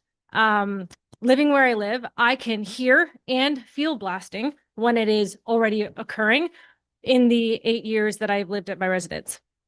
I'd like to bring up the effect that has on homes, the general vibrations. Cars are meant to take vibrations. There's things in place, but most of your home appliances and stuff aren't meant to experience that consistently. And so there is wear and tear on our physical dwellings from having blasting so close. This quarry will be even closer. and be adding to. It's not in place of another quarry. It's adding to all of the quarries already blasting. I want to talk on the crystalline silica dust that is common with blasting. Again, it's already been spoken today about the distance these dust clouds travel. We're adding another dust cloud. I have a young family. I have an at-home garden where I grow my own supposedly healthy food. These dust clouds traveling, settling, and again, are already existing, and we want to add more by doing another quarry. So I am beseeching today to ask for some balance here. I want to, another speaker wasn't able to talk about specific endangered species. I know of a couple. I would like to bring up the Blandings turtle. Just to name one that I would like insurances to know that that's not there. I would like to speak on the fact that this crystalline silica dust that is known to potentially cause cancer is not just harmful to humans, it would be harmful to all the animals as well. So please be aware that, as it's already been spoken, directly adjacent to this proposed quarry is a conservation site with protected animals, as well as the bird farm that is trying to do rehabilitation on protected animals. These dusts and the fallout from these quarries are bad for them as well. And maybe they have more rights than us humans sometimes with all the protections. I would like to ask about zoning continuity and am personally curious to understand why a protected zone that we stood up and decided together should be protected is now up for question to be like, well, we want some rock, so maybe we just won't protect that place anymore. To me, that doesn't make sense. If it was deemed protected, it should still be protected. We should have some continuity with the zoning bylaws that we set as communities and townships. I ask that Lake St. George Boulevard be included in further communications and updated. That maybe, I don't know the full process, so excuse my lack of knowledge, but whether that is through registered mail or directly on our lamp posts, not that we have lamp posts, but on our mailboxes or something, that there is a physical sign so that the people in my direct community, there was very few people as I was speaking with community members who are aware of this meeting and of the quarry. I'm sure people would agree, I'd love to extend that to Hawkins Drive and Cox Drive. These are the streets that surround Lake St. George. And I believe that within our proximity to this proposed quarry, we deserve to be kept in the loop about the further proceedings that happen in relation to the talks of this quarry. I just want to beseech and say, please don't do this. I want to repeat that balance is maybe something we should consider because there are a significant amount of quarries very close by already. I understand that we need rock. I understand that's important for building. I understand that aggregates is important. The quarry can be important, and we have to get the rock where it's located. But these quarries use a ton of water as well, and most of this meeting has been about water. That needs to be considered. It's also globally known that fresh water is a concern and stuff. And so, yes, we need rock, but we also need our water. And so, again, I go back to balance. I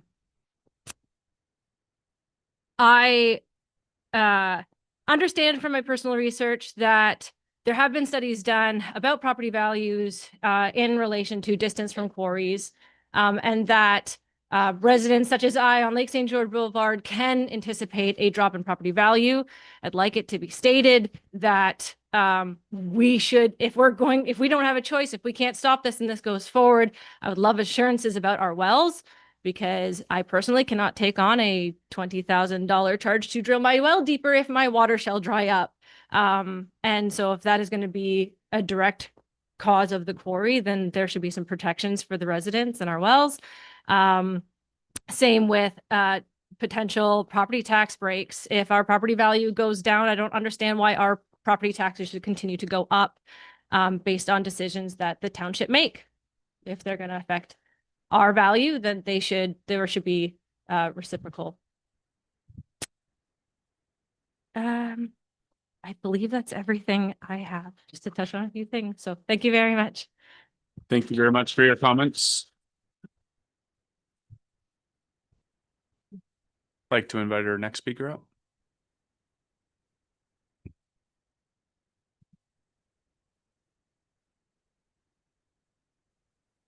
Gord Launchbury, 1988, Buck Lake Bend. Thank you, Mayor and Council, for holding this excellent meeting. I would just like to say an amen to everyone that has spoken so far. Just to add a few little things. The location that we're at is environmentally sensitive. It's environmental land. And when we put our building up, we had to pay another several $1,000s because we couldn't put our our house on rock and dirt. It had to be on dirt or rock. So we had to move it a few feet. Cost us $2,400 some odd dollars just to get that done. So I find it very interesting that council does only let people know within so many meters. This affects everyone in Severn Township and in Ontario. And it comes to that point where we're talking about Ontario, we're talking about species at risk. And I'm glad the Conservancy was here today. Unfortunately, my son couldn't be. He's an educated chap from Trent, environmentally. He took an environmental course and worked for MNR. So we know in depth what this causes. We have on our property, and it's beautiful to see it, a 5-line skink. They're the only reptile in Ontario. Only reptile in Ontario. So talking about conservancy, environment, and effect of that on nature. Now that comes back around to not just nature, we are nature, people are nature, and it's affecting everyone today, even although this hasn't proceeded. As you can see, people are very upset about this, and they should be, because we're tax payers, and we expect those that represent us provincially, federally, and locally. And if you know anything about me, I've been here for 75 years of my 80 years in that area. And it affects me deeply to see that this is being kind of whitewashed over, how a corporation can actually come in and divide us by saying, here's all the goodness. Well, let's look at the downside of it. It's forever. It's not just for today.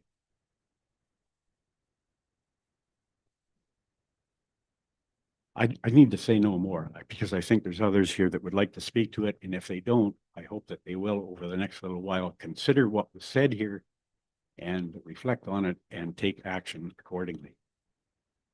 Thank you very kindly for listening to me. Thank you, Mr. Lansbury.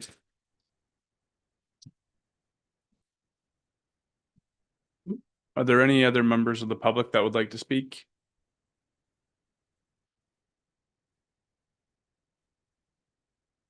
Yeah. Do we need 5 minutes? Charlie Watson, 3611 Agnew Road. And I have a property on the corner of South Sparlick Road and Cambrian on the south corner. So I'm pretty close to what's going on here. And we have Walker's Pit there now. Good people. It's a quarry. They're a big company. You can talk to them. You can deal with them. They work with you. And there's been no issues with correspondence on any problems. I really, really have a problem. I think we're going to have a problem with this one. When the application came in and I first heard about it, the low water table went right back to an older gentleman, distant cousin, lived at Lake St. George his whole life, born there, died just shy of his 100th birthday. When Trans-Canada Pipeline put in the second trunk, blasting had to go through fairly close to Walker's and this application. It's funny, like that'd be in the late 60s, early 70s. Just a kid, but he was over all the time, this gentleman. He said when that went in, the lake was always muddy because the Trans-Canada in that position had the blast. No depth to what is going to be going on here, but the lake is spring fed. And he said it was just a mud bowl until they were done the blasting, cleaned up and moved on. So affecting Lake St. George, I really have an issue because when I was asked to have documentation, no, I don't have documentation. That's what I remember as a kid, as an early teens, and from this gentleman who lived there all his life. He wouldn't make stuff like that up, and just shows how the water is transferring underneath in the limestone. On my parents' home farm, two springs there. My dad passed away in 2018. 3-4 years before that, he always did his circuit. 2 springs had dried up during that summer. It wasn't a dry summer at that, but there has been effects on several springs in the area that it's running now, but they never, in all his time, my great-grandfather settled there, all that time, those springs never, ever changed. And at our property over on Southbury Road in Cambrian, started out with a static level there when I drilled the well there.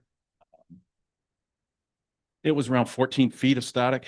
We're down to 22 now, and there's no below water table extraction from walkers. So really have a hard time with this, and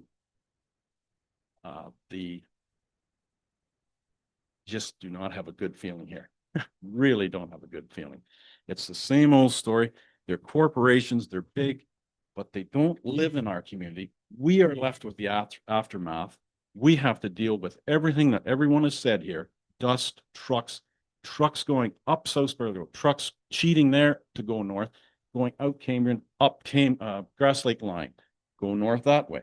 Just always pushing the envelope.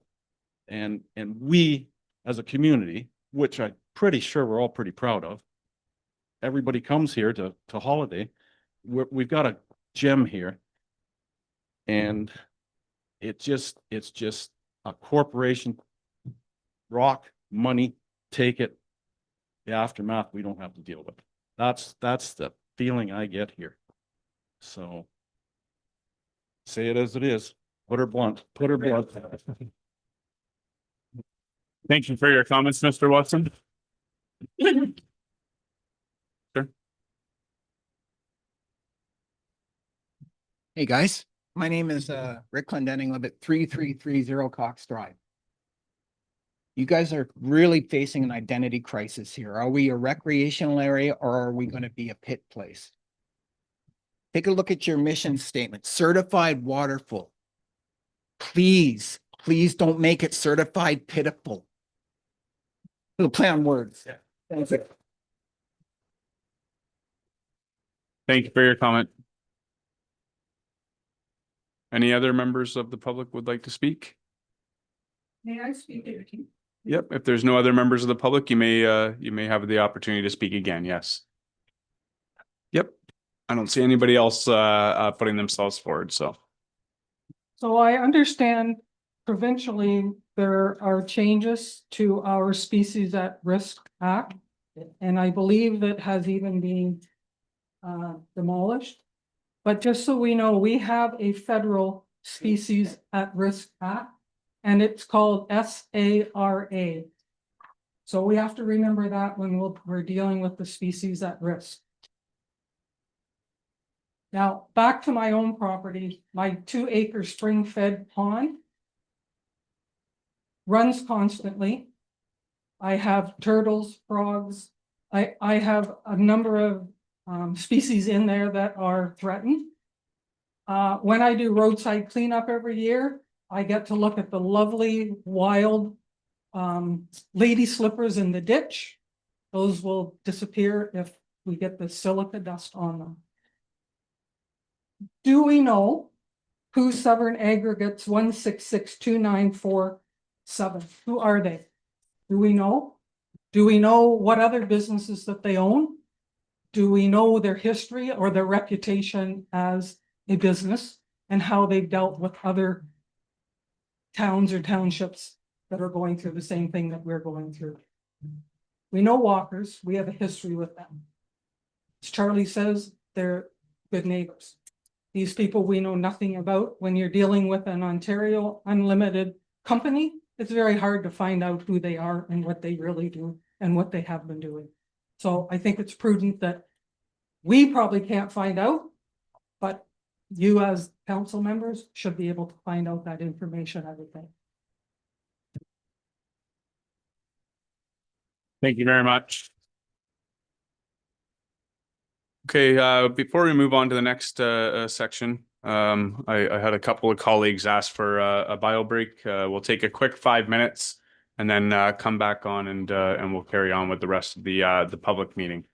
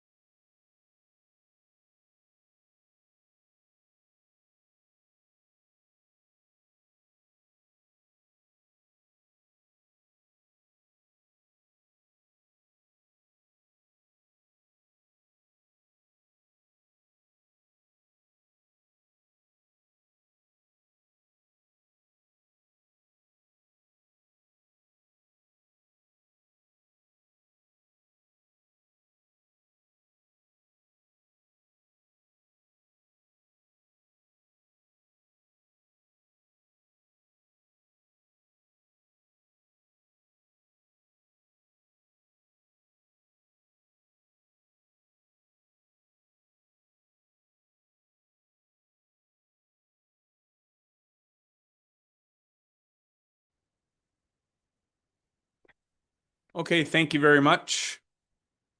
We'll continue with our meeting. Could the township's planner please summarize any additional correspondence that has been submitted on this application and provide any further information? Thank you, Chair. We did receive a number of articles of written correspondence following the publishing of the agenda. I just want to assure everyone who provided written comments that they will be attached in full and form part of the record in full. Staff today will provide a summary of the items highlighted in the correspondence, but certainly want to offer that reassurance that the comments provided in full will be included as part of the public record. So we did receive written correspondence from Aidan Brennan at 3256 Lake St. George Boulevard.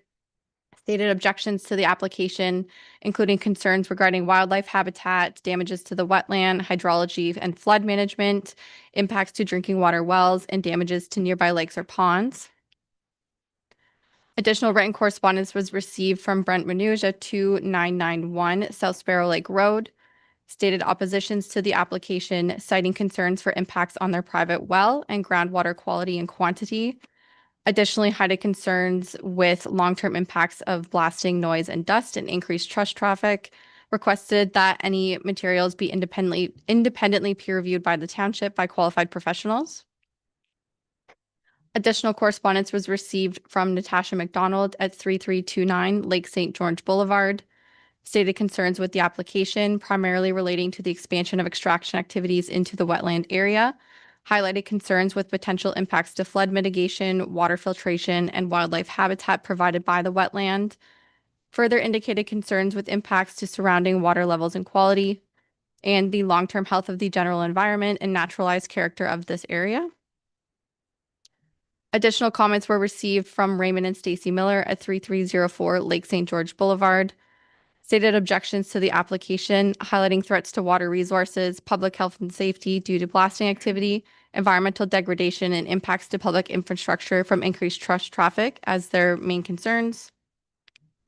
Mike and Pat Sawa at 3356 Cox Drive further expressed objections to the proposal, citing concerns with impacts to the wetland feature, surrounding wells and lakes, and sites in relationship to the long-term health of Lake St. George due to the geology and groundwater flows in the area. Further expressed concerns with respect to increased traffic, dust, noise, and decreased property values.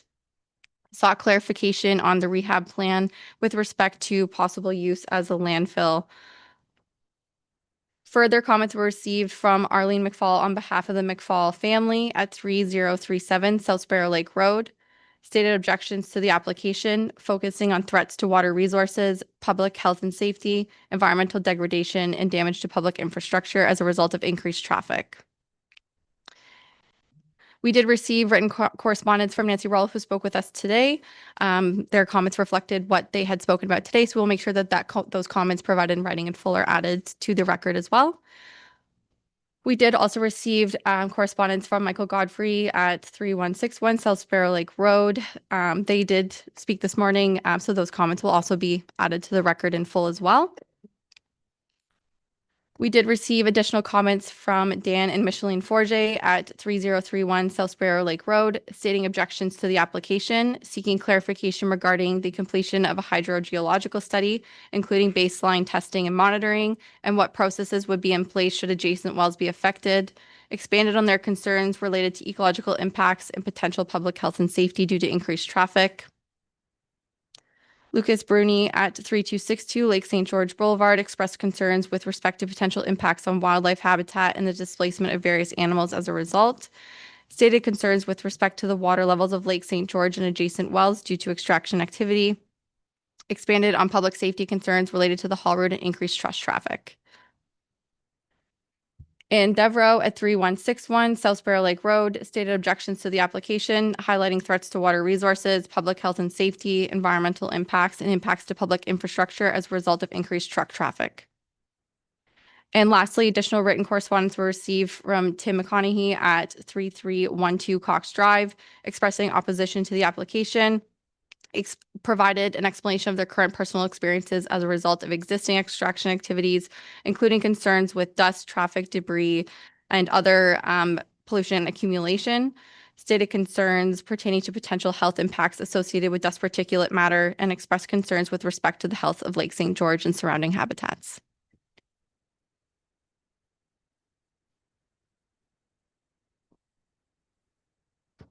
Okay, thank you very much. Does the applicant's agent wish to provide any further information on the application or in response to the correspondence?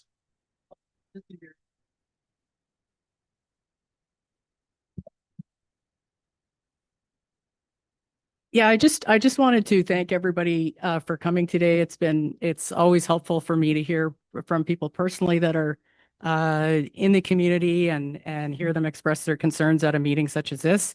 And thanks to Emily and Andrea for setting up this process to have an information meeting like this ahead of the statutory meeting. I think it gives a lot more opportunity for discussion and dialogue.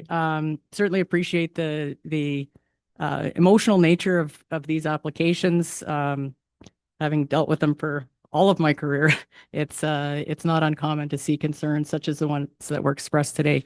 I do want to, I can answer a couple of questions briefly, but a lot of the questions that came up today were technical in nature. So I will rely on the experts in the fields of ecology and hydrogeology and air quality to assist as we work through those items. But there was something that came up from the first speaker, and I think she spoke again at the end. I'm not sure if she's still here, just about a sensitive receptor. So that I can answer that it's just a term that's used in the noise impact assessment report, and it indicates either a home, a hospital, a school, and it's sensitive from a noise perspective. So that's sort of what that term, it has a very specific term, but of course we recognize that there's sensitive uses all around the site. I want to, as a planner, I did want to mention just the discussion around the designation of the property as Greenland.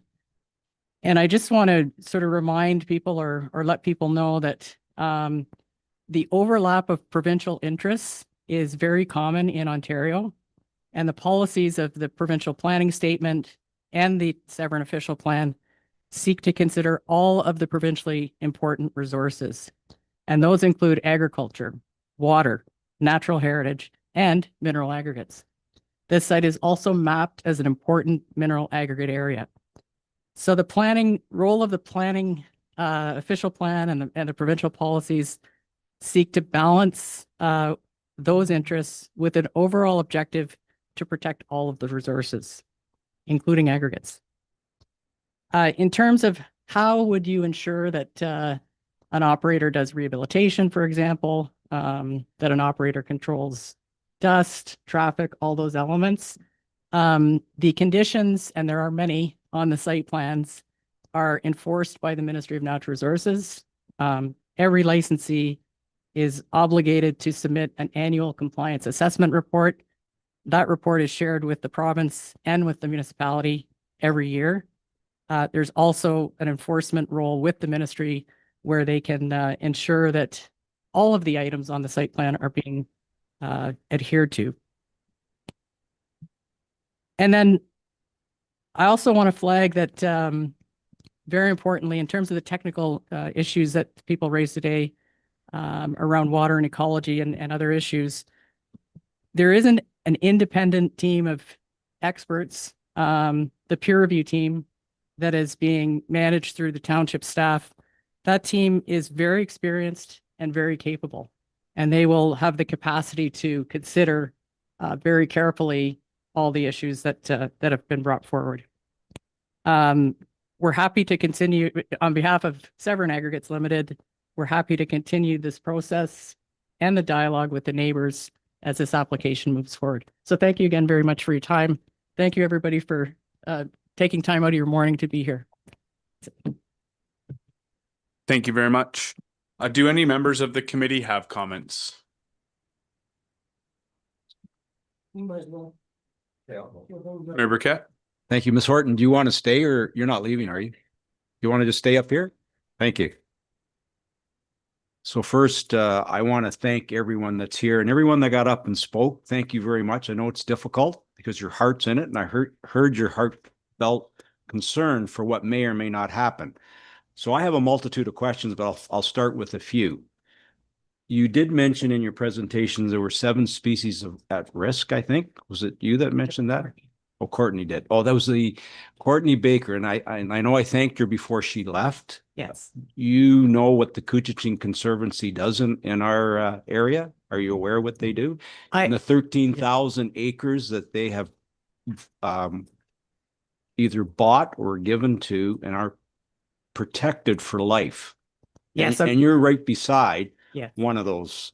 Yes, and I didn't mention it in the presentation, but Mr. Kennedy, who's part of Severn Aggregates Limited, has outside of this project and outside of this township has been involved in quite extensive work with the Couchiching Conservancy in areas like shrike restoration.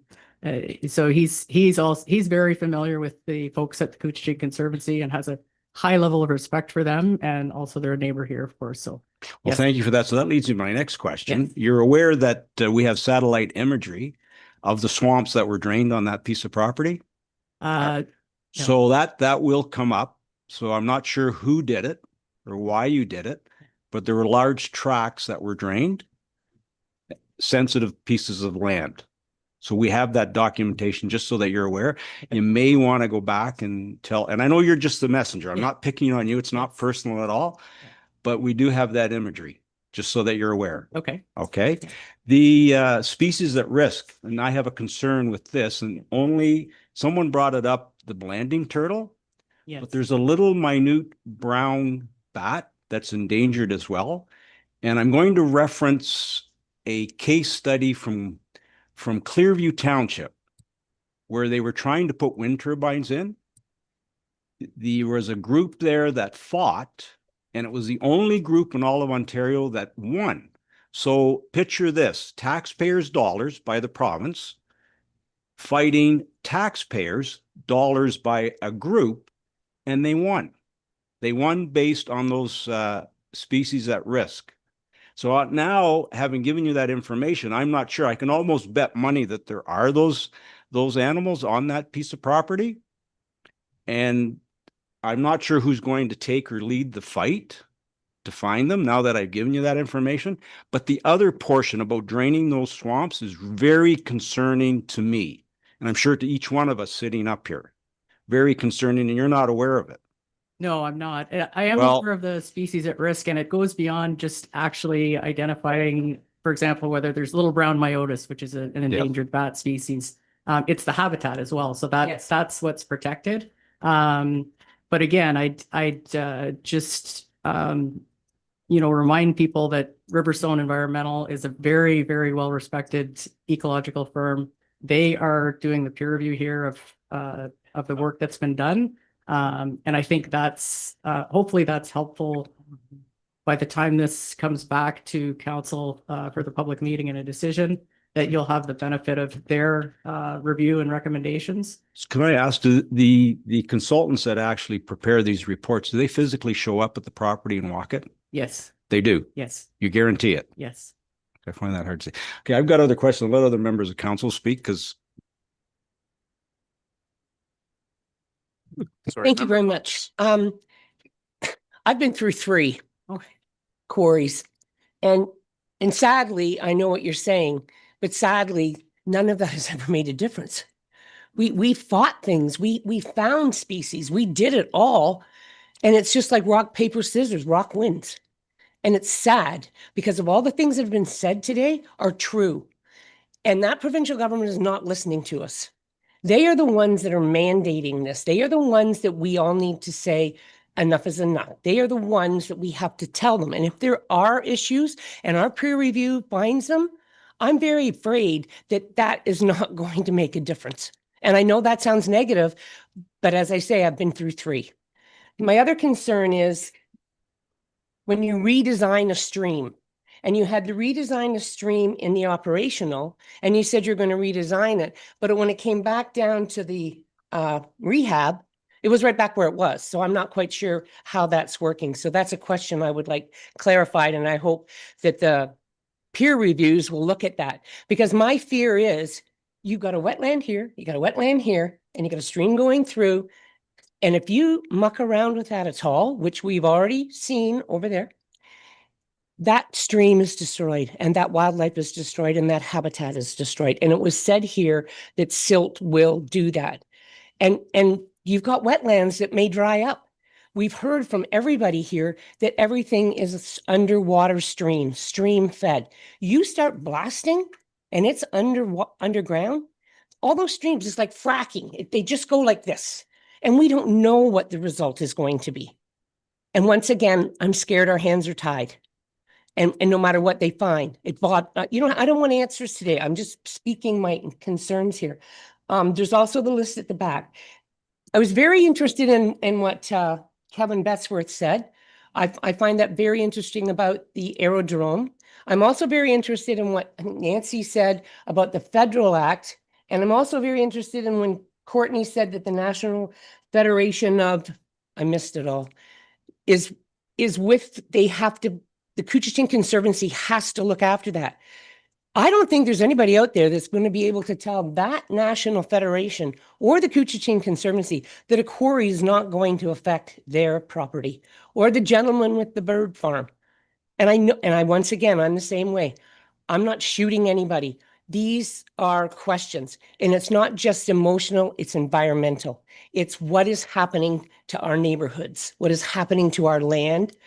The trucks are another story. We have concerns all the time. A truck's supposed to go this way, they go that way, and they go over there. And then they go this way and they go over there. Walker's quarry at least says, you do that, we won't fill your truck. Not every quarry operator does that. Walker's is a company that every quarry in Ontario should take example from. The other one is, do you have a plan to have a community committee where you keep people updated on what's going on and where things are going to happen? That is very important because this is a disturbance to everyone. And I'll leave it at that. Thank you, Member Taylor. Yeah, first of all, thanks everyone for coming, but I have just a simple question. How valid are the old studies? Like, is there a time frame? Like Walker's been running for years, so I just throw that out to staff. Is that valid? Do we need more up-to-date studies? Thank you, Mr. Chair, through you to Member Taylor. So certainly that's part of the peer review process. Each discipline looks at the various data available, and if it's determined that it's out of date, new data will be requested, or perhaps the data is still sound. So that is something each specialized peer reviewer has to look at based on each individual study. So it's just a follow-up to Andrea. So is there a time, do these things have a code date? If I may, Mr. Chair, that's not my area of expertise. That would be the hydrogeologists, the engineers, noise engineers, that sort of thing.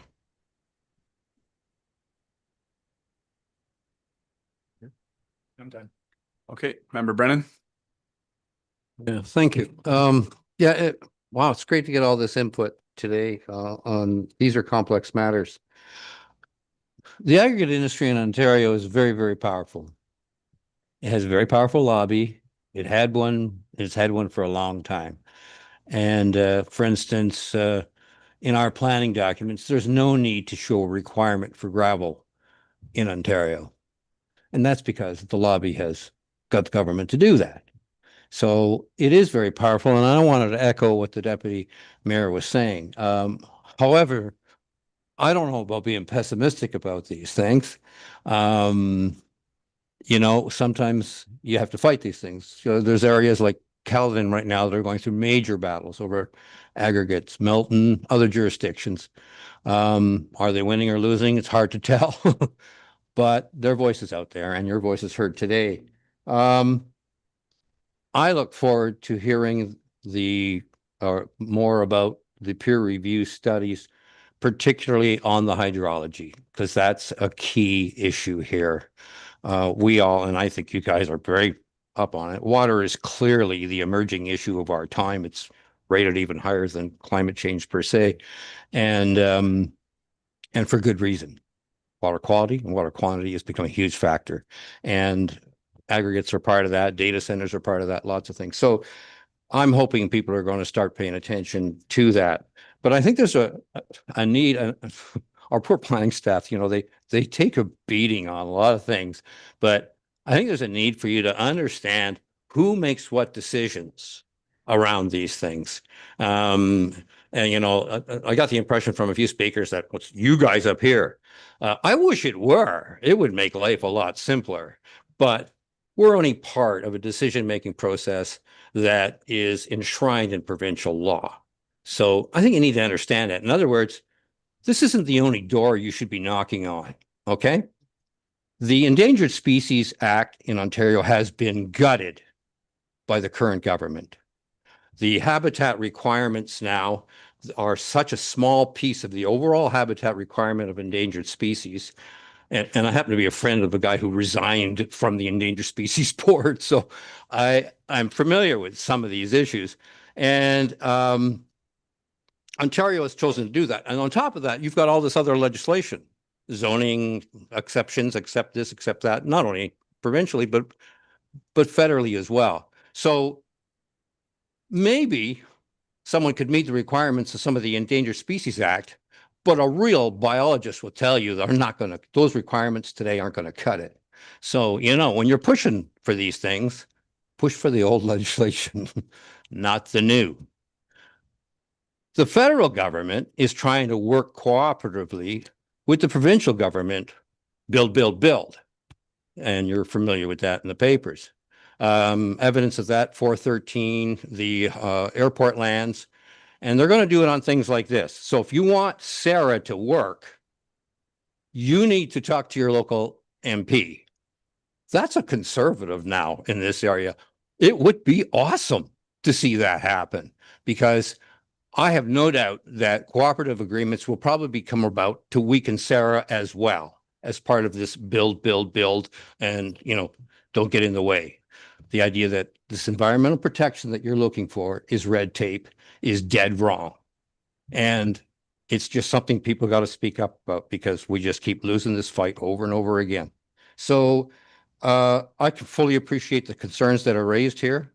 Aggregates are an important resource, whether it's suitable here or not. There'll be these peer review studies and we'll see. But I fully appreciate your input, and I think we got to work as, you know, to make decisions here. It's going to be a long road. There's a whole lot of people you might want to talk to. I think here we give a damn about that area, and we would like to see things done. If anything has to be done, at least get it done properly. But you need to talk beyond us. We are a small cog in the wheel. I guarantee you that. That's all I have to say. Thank you, Member McIntyre. Thank you through the chair. A lot been said. I'll be brief. I think there's time for new studies to be done. These are 8, 9, 10 years old. It's just part of the process. I think it's important to have this updated studies. Like the members up here have said, it starts with us. It won't end with us. It goes from us, it goes to the county, it goes to the province. The province has the hammer. We could stand in solidarity and say, we really do not want this. If that could be the feeling of our council. And it then can go past Dusty County to the province, and they'll just run us over and say, well, that's too bad. This is needful. I think that what Councillor Brennan said, you need to engage everyone who is going to be part of the process to make a determination whether this is going to go or not go.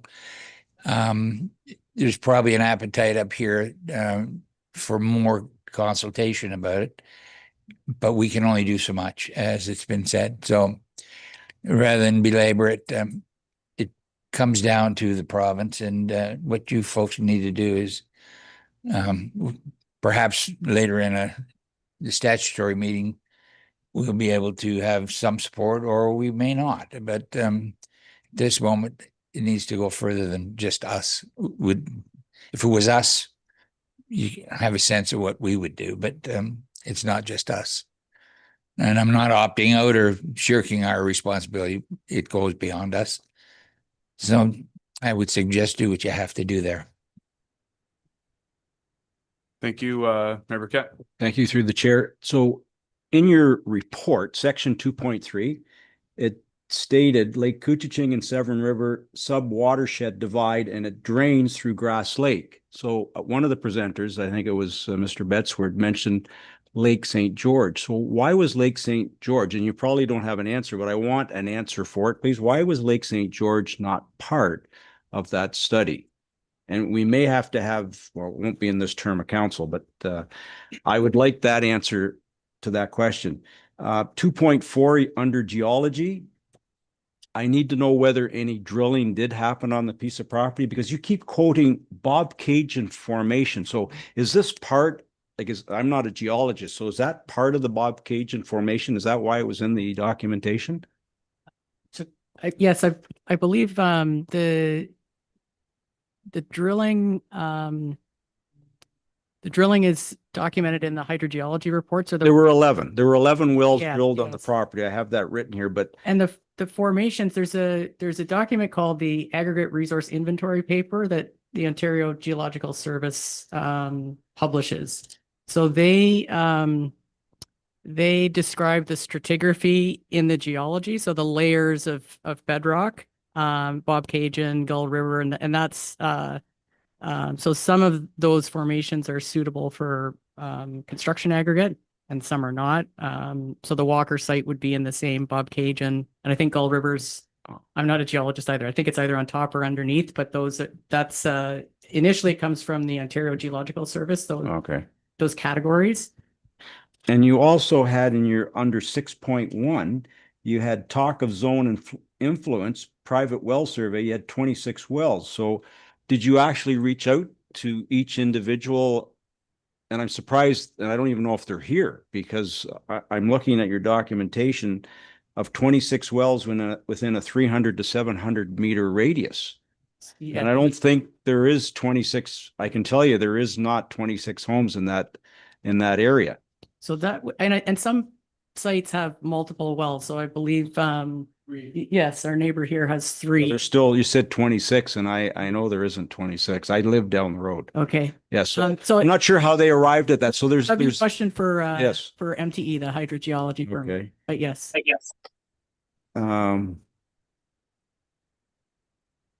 Okay. I think If we can just have some order, the portion of the meeting is still going on. Thank you, guys. that's it for me, Chair. Okay, are there any other comments from the committee before I make? None? Okay. Thank you for the presentation, and thank you everybody for your comments. I'm saddened and concerned to hear that some swampland was already drained from this property, and I guess during your presentation you made a comment about environmental wetlands, and that the property had non-significant wetlands, and I guess there was significant wetlands adjacent to the property. So what makes the wetland non-significant compared to the one that's being protected right next door? Right. So it's I'm not an ecologist, but my understanding is the mapping and evaluation of wetlands was a program years ago that was carried out by the Ministry of Natural Resources. So they have mapped and protected areas that qualify through their evaluation system as being provincially significant. And there are other wetlands that aren't identified as provincially significant. They're still wetlands. They're just not in that same category of significance.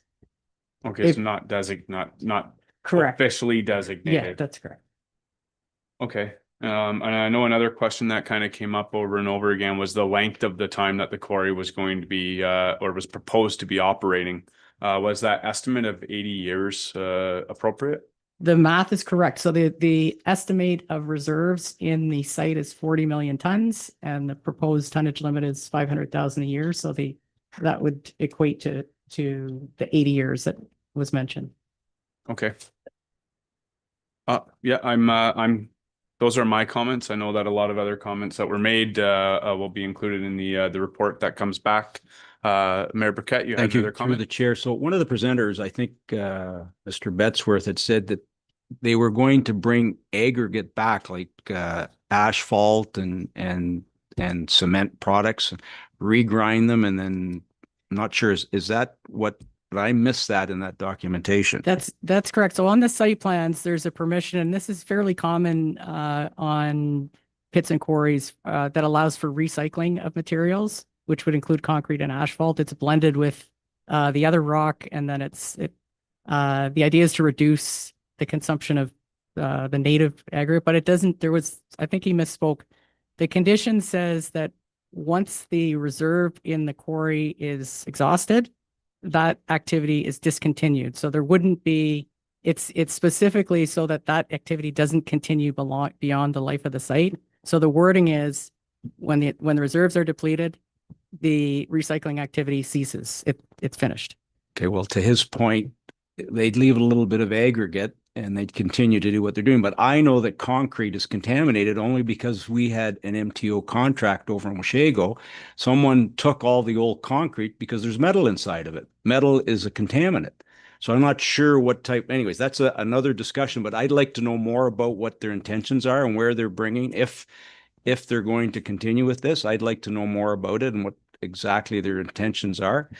In number 8, I missed the last one in your conclusions in your statements. It says all this water after you blasted would flow through gravity, but you're going to be below the water table. So I'm not sure how gravity flows below the water table. You're going to have pumps. So this that was written right in number 8. Yes, and again, that one's a little bit out of my scope of expertise, but can I have an answer to that as well, please? Yes. I'd like an answer to that as well. Now, there was a lot of documentation, a lot of information to try and retain. I'm not a geologist, but a lot of it didn't make sense. It was unclear to me as to what they were going to do. And what was very concerning, and I'm going to reiterate it again, because I know Member Jansen said it, I'd like an answer about those swamps, why they were drained. And we do have satellite imagery. We have it documented. Okay. And how you got away with it, because in 2007, my understanding, I didn't know that you were charged. You were taken to, I don't know if you were charged, sorry, but you were taken for doing something illegally on that piece of property. And that's very concerning to me. I know you were not here, but as a corporate citizen, as a corporate entity and a corporation, they're doing something illegal. So what are they trying to do now? And I would like Lake St. George as part of the study.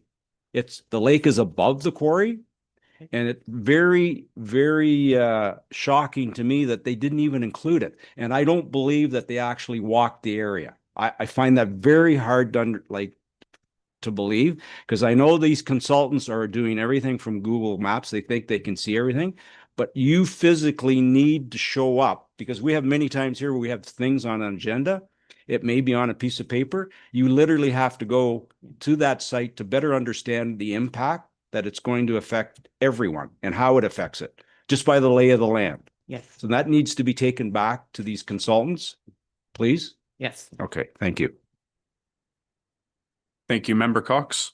Yeah, through the chair to Andrea. Andrea, when you said that the peer review people, and there's no quote limit to when these studies are done, can we as a council ask for them to be redone so that they're more updated because of the climate change and the ice storm and all the things that have gone on? Thank you. If I may, through you, Mr. Chair, certainly we will rely on our peer reviewers to ask for additional information where it's warranted, because they are the experts in those fields, right? So that is ongoing at this time. Certainly the comments today are going to be provided as part of that package to the peer reviewers, the committee's comments as well, your comment right now. So we'll certainly emphasize that to the peer reviewers, but they are the specialists and will be able to tell us whether or not the data is current and can be relied on. Thank you. I just want them to understand that that's a concern we have. And I know we're not specialists, but it's just with so many changes with the climate and different things that have been going on. And was there a road put through? That was the other core. Oh, all right. Thank you. Okay, thank you. Seeing no further comments, I would like to declare that this non-statutory public information meeting on this proposal is closed. Madam Clerk, could we have a motion, please? Certainly Oh, okay. Through the chair, there was one other comment that caught me. I just read it. In section 2.4.2, in your documentation.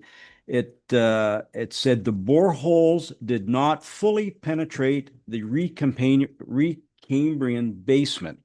So I'd like to know why. It said the ultimate thickness is unknown. That's what was right in the documentation, but is expected to be on the order of several hundred meters thick. That contradicts itself. It's telling me they don't know, and then they're going to tell me that 700. I'd like an explanation. And if someone has to come to us to explain this, I need to understand why they would even put that in your proposal, in your application, telling me in one breath that it's unknown, and then in the other breath, you're telling me that it's hundreds of meters thick. Please? Sure. Yeah. Thank you. Thank you, sorry, Chair. Not a problem. Just in case, any further comments from the committee? Seeing none, I will now again declare that the non-statutory public information meeting on this proposal is closed, and I'd like to ask for a motion, Madam Clerk. Thank you. Motion reads that planning report P26-37 dated June 17th, 2026 with respect to the official plan amendment application file OP 2501 and zoning bylaw amendment application file number Z2507 for the subject lands located at 2651 Nichols Line be received for information. Could I get a mover and seconder, please? Member McIntyre? Member Taylor? All in favor? Carried. Thank you. Thank you, everyone, for coming. Wasn't personal. No, Just Stop that. I think she's used it.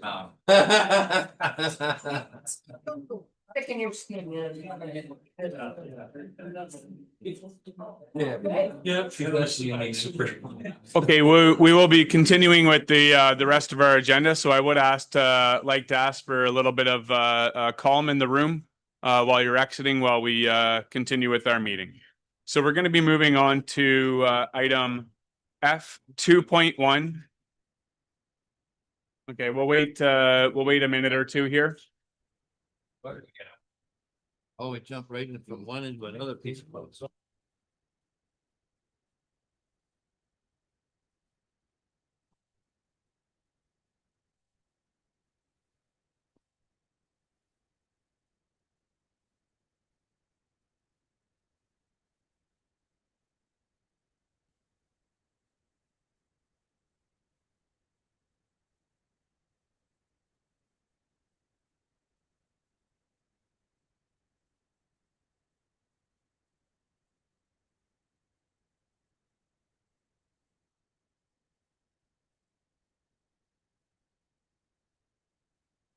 Okay, thank you.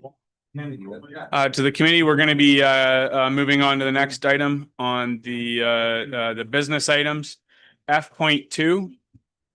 Here. Planning and building report P26-038 dated June 17th, 2026, respecting the septic reinspection program. Who would like to speak to this? Through the chair, I will be. Thank you. Okay, go ahead. So for those who don't know me, good morning, first of all, of course. For those who don't know me, my name is Fabian van Ramberg, and I'm the Deputy Chief Building Official here at the Township. I'd like to thank you for the opportunity to present the report on the Township's discretionary sewage maintenance inspection program. This report addresses 3 key matters and 2 respond directly to questions raised by members of the Council earlier this month. These matters are the current status and structure of the existing program and the previous inspection fee and options for establishing a new fee going forward. The report also asks Council to consider directing staff to amend the existing sewage system reinspection bylaw to change the initial inspection trigger for new systems from 2 years to 5 years after installation. As the report is quite substantial, we have prepared a summary of the body of the report and the recommendations for the benefit of the committee and all of those in attendance, both in person and virtually. After providing the summary, I would be pleased to respond to any questions that Council may have. The discretionary program was first established by Council in 2020 under the Ontario Building Code and Building Code Act. Its purpose is to facilitate inspections of existing sewage systems on waterfront properties, particularly where those properties fall outside the province's mandatory program under the Clean Water Act of 2006. So just so we know, it is 1,924 properties in total in the as part of the discretionary program. The program is intended to identify deficiencies, support corrective action where needed, provide property owners with information on proper operation and maintenance, and help protect the health and safety and well-being of township residents. To address these matters, staff have brought forward 2 motions. The first includes 2 recommendations concerning a proposed bylaw amendment and updates to the existing program structure. The second motion includes 1 recommendation outlining options for the inspection fee moving forward. We have prepared a brief PowerPoint presentation. Thank you. I see Anthony's got it up. Thank you. So just before we start on it, staff requests that members of council select one option from each of the presented motions and the recommendation subcategories. Staff also ask that council members give consideration to the staff recommended options under motion number 1 relating to recommendations numbered 1 and 2, based on the information provided in the presentation and in the report as a whole. Next slide, please. So under motion 1, the first recommendation relates to an amendment to the existing sewage system reinspection bylaw and contains 2 options. The options are as follows. Option 1A, to change timing of the initial inspection, which is the staff recommended option. Staff are proposing an amendment to bylaw 2020-28 to change the inspection trigger age for a new sewage system from 2 years to 5 years. This would have only a minor impact on the program's existing inspection cycle. Staff are of the view that this revision would better align the initial inspection timing with the timeline used under the province's mandatory program and would provide more reasonable period between the installation of a new system and its first inspection under the township's program. Option 1B is no amendment and to remain status quo. So council may wish to leave the bylaw as it currently reads, whereby a new system would first be inspected at the age of 2 years. Next slide, please. The second recommendation under the first motion relates to the program structure and contains 3 options. The options are as follows. Option 2A, maintain the current program structure with proposed amendments, which is the staff recommended option. Over the past few years, staff and council have received concerns from residents about the inspection process, the fee, including the perceived value, and the enforcement process for deficient systems. A common theme in that feedback has been the need for greater transparency. Accordingly, this option would include administrative and enhancements such as greater transparency regarding the inspection process, outcomes, and enforcement, amendments to the existing bylaw to change the inspection trigger age for new systems from 2 years to 5 years, and improved reporting that would be accessible to cottage associations, residents, the public, and council members. This option would not require additional program costs. It is also important to note that the fee established by the township does not only reflect the time required to conduct the on-site inspection. While the visual inspection at the property may appear to take a relatively short period of time, the fee also accounts for a range of administrative, operational, and enforcement work that occur both before and after the inspection. Much of this work takes place during the winter months and includes annual file review, correspondence, and preparation of educational materials for each property. These background administrative processes, unseen by the public, constitute a significant portion of the overall reinspection program. Option 2B, require more in-depth inspections. This option would involve more detailed inspections, including the inspection of the interior of septic tanks. It would have time and cost implications for both the township and property owners. Township staff would require additional training as well as insurance coverage to mitigate liability risks. And on-site meetings would need to be scheduled with owners or their appointed contractors. Additionally, opening or leaving tank lids open also presents significant safety and liability concerns. Property owners would be required to pay for pump outs each time an inspection occurs, including in circumstances where a pump out might not otherwise be necessary. If council wishes to pursue this option, further research, costing, and bylaw amendments would be required. Option 2C, accept pump out reports in lieu of a township inspection. Allowing a property owner to satisfy the 5-year inspection cycle through the submission of a pump out report may appear to be a reasonable maintenance approach. However, it would not address all aspects of the inspection program or its broader purpose. The township works closely with local sewage haulers and recognizes their knowledge and experience. However, sewage haulers are not required to be certified under the Ontario Building Code, nor do they have enforcement authority or obligations in that regard.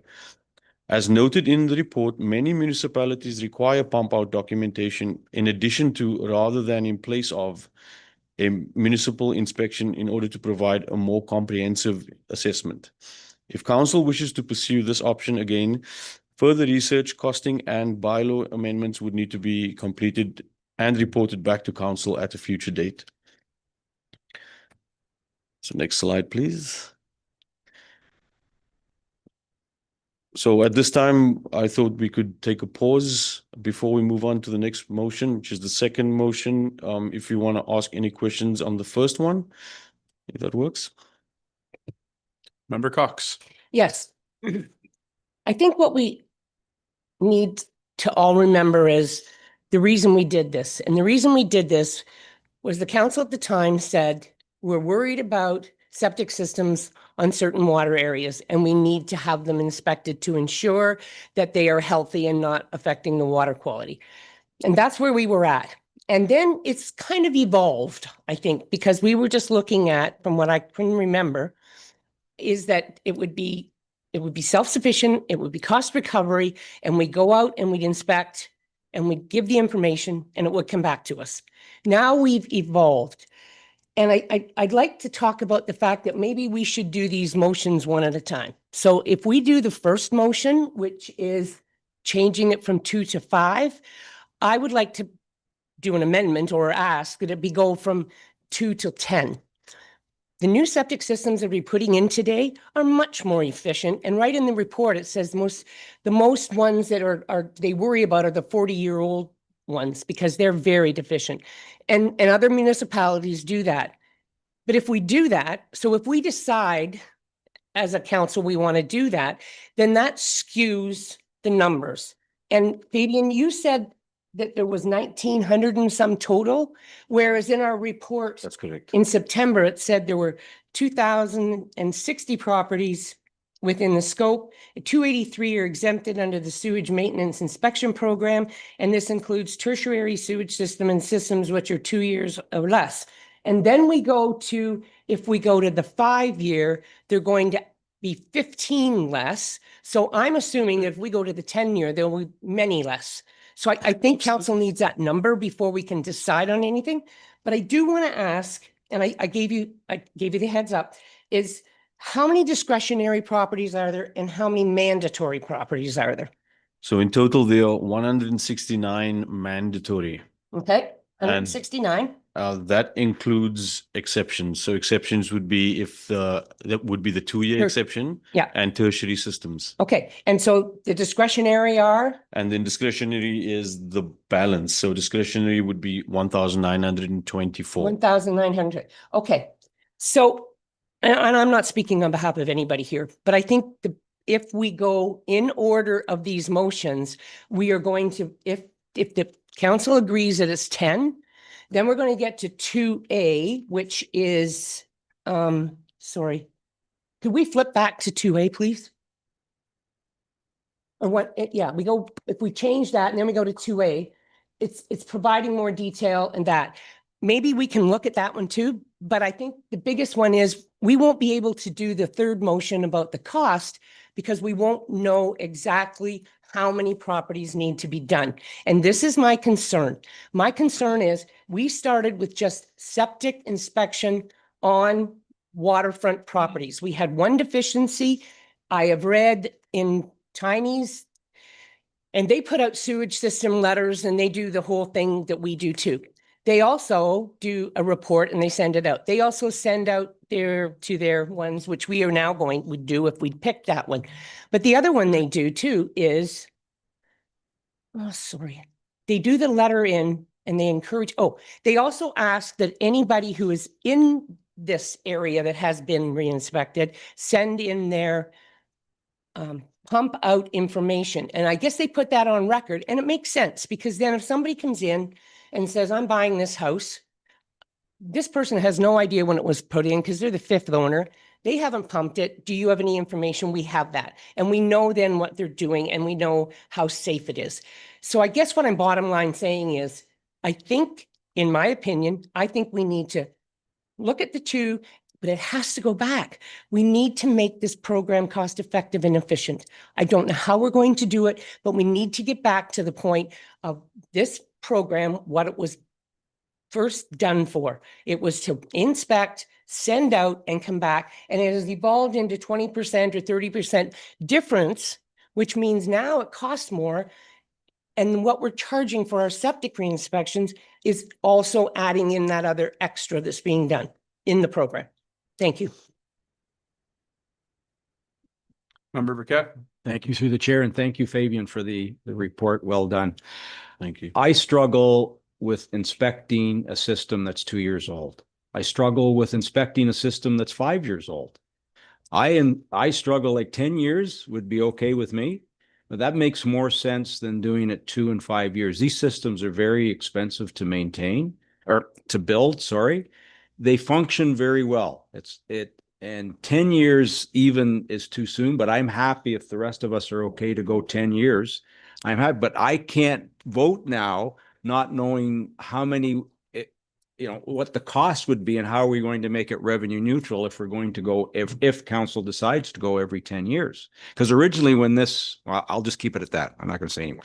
So if I could answer through the chair, or just add that certainly there would be cost implications if it went as in the program cost and how it affects the fee per property, because we'd be jumping from a 2-year model to 10 years. So there would be less inspections being done. And of course, we'd have to consider the cost to run the program and how that would then affect how we'd have to make it cost neutral, as the fee for each property or the inspection for each property will likely increase in that case. So that's just something that we would have to consider. And to your point, Deputy Mayor and Mayor, we would certainly have to go back to the drawing board and do our math and research to see how that would affect that fee. Member Brennan. Yeah, thank you, through the chair. I don't really care if it's cost recovery, frankly. Partial recovery would suit me just fine. I do not agree with the 10-year number.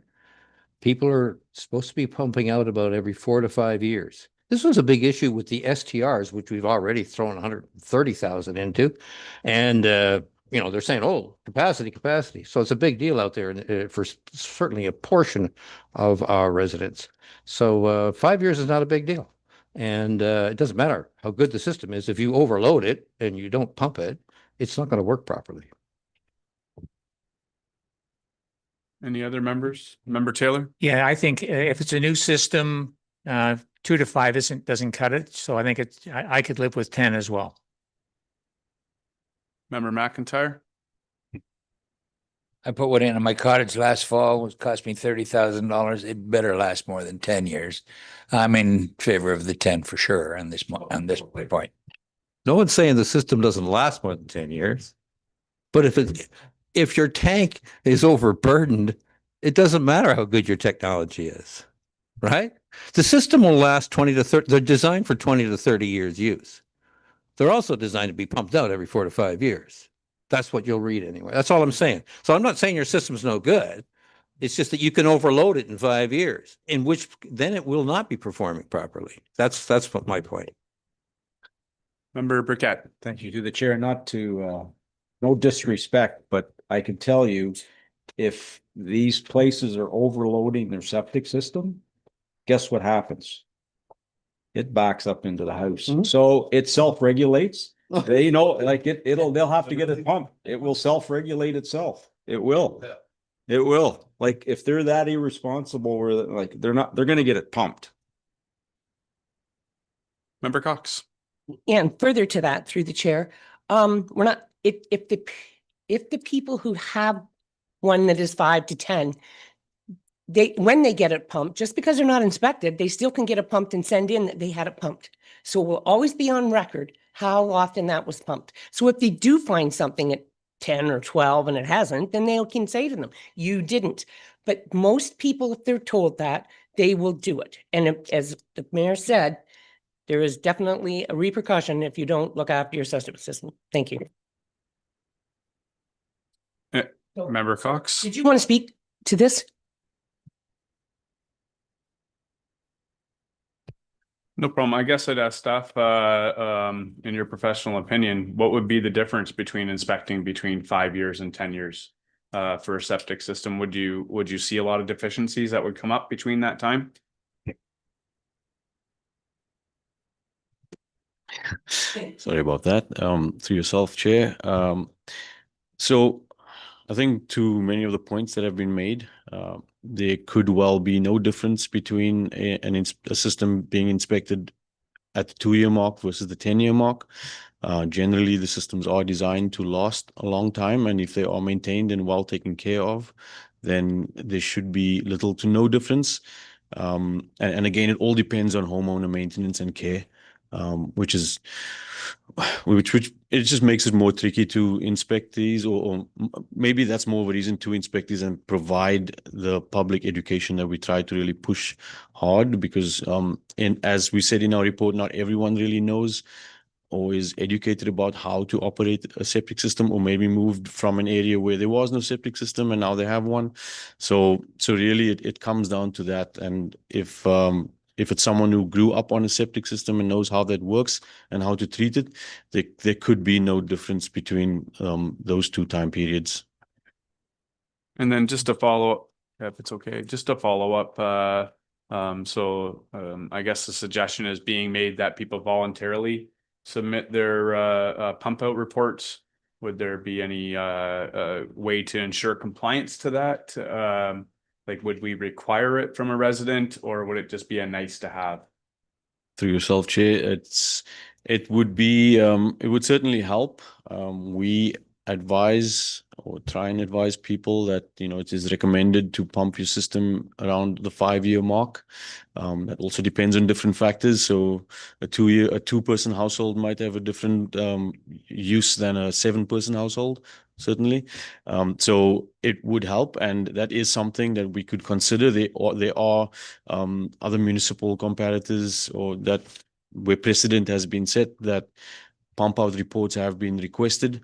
However, I want to say that they request the pump out reports not in lieu of an inspection, but in addition to the inspection.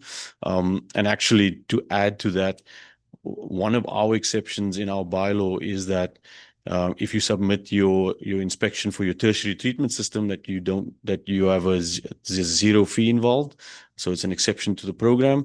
Other municipalities require a pump out report or a inspection report for your tertiary system in addition to the inspection as well. So we have a bit of an exception that doesn't exist anywhere else, or at least in the general area. Okay, Member Cox first. Did you have a comment? Not anymore? Okay, Member Brennan. Yeah, just supplementary. Maybe Councillor McIntyre knows this.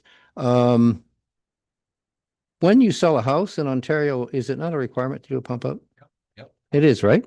That's my understanding. No, it's not. It's not a requirement? No, unless, yeah, Member you McIntyre? ask for it. It Who's is telling not, you the truth here? it is not required. Recently sold a house in Bagley Road. They accepted that 3 years ago, the seller of the house Okay. had it pumped. So it's It's not reasonably pumped. compulsory. Right. It is when I'm writing an offer, it's compulsory I get it. Oh, okay. So and well water. the other scenario that I think I heard was it would potentially be possible to say for the first 5 years, if you submit proper pump out information, then you could get an exemption and the first inspection wouldn't occur until 10 years. No, I didn't hear. Why couldn't you do that? In other words, if you don't submit, you get inspected at 5.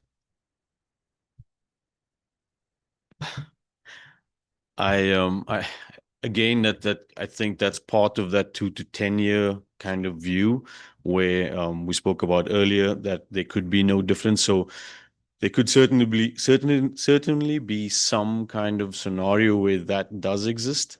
But I think that would be a decision for council members to make in that regard.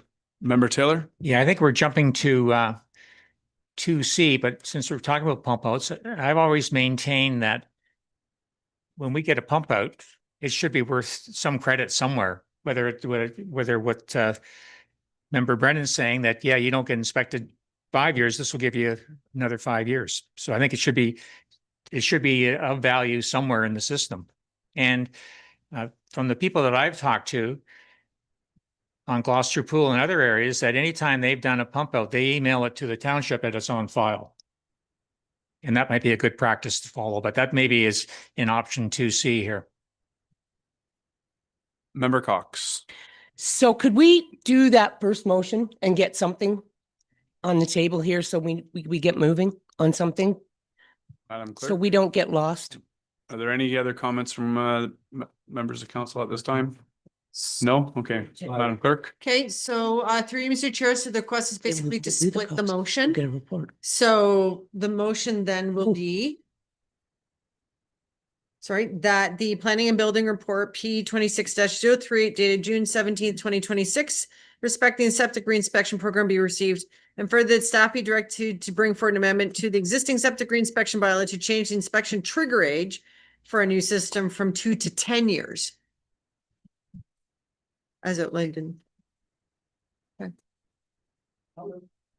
Could I get a mover and seconder, please? But we have a question for clarification, Member Taylor. So this is only for new homes and new septics, but does the original 5-year apply to the current program? Is that what I'm hearing? That isn't what she said.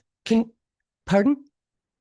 Sorry if I may, this only applies to the initial inspection.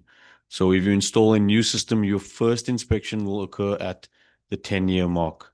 No. And then the rotation is the rotation of 5 years. I'm sorry, my motion was 10 years. So if we decide to go to 10 years and my system's 7 years old now, you don't inspect it till 10 years. Because it's already been inspected in the past 5. So it's already up to date. Any system that's 10 years or younger does not get inspected now. Ms. Woodrow. Madam CAO. Yeah, I just want to clarify because I'm not sure we're following. I think I'm hearing two separate things. So if you put in a new septic, the first time we're going to touch it is in 5 years, or sorry, 10 years, 10 years.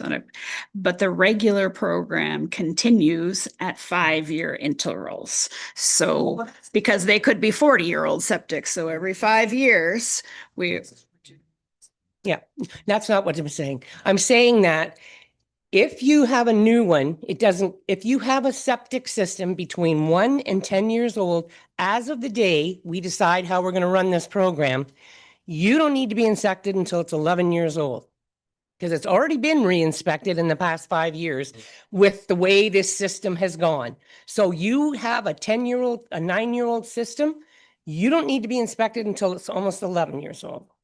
Because they've all been inspected in the last 5 years. And after that, is it 5 years? No. 10, well, 10 and 20. Okay, let's have a bit of control here, Ms. Woodrow. Thank you, Mr. Chair. I'll just add something. Hopefully it helps to clarify, but it may not. So if you have a brand new system, your first inspection is at 10 years based on the proposed motion by the deputy mayor. Thereafter, you would then fall, excuse me, into the regular 5-year cycle.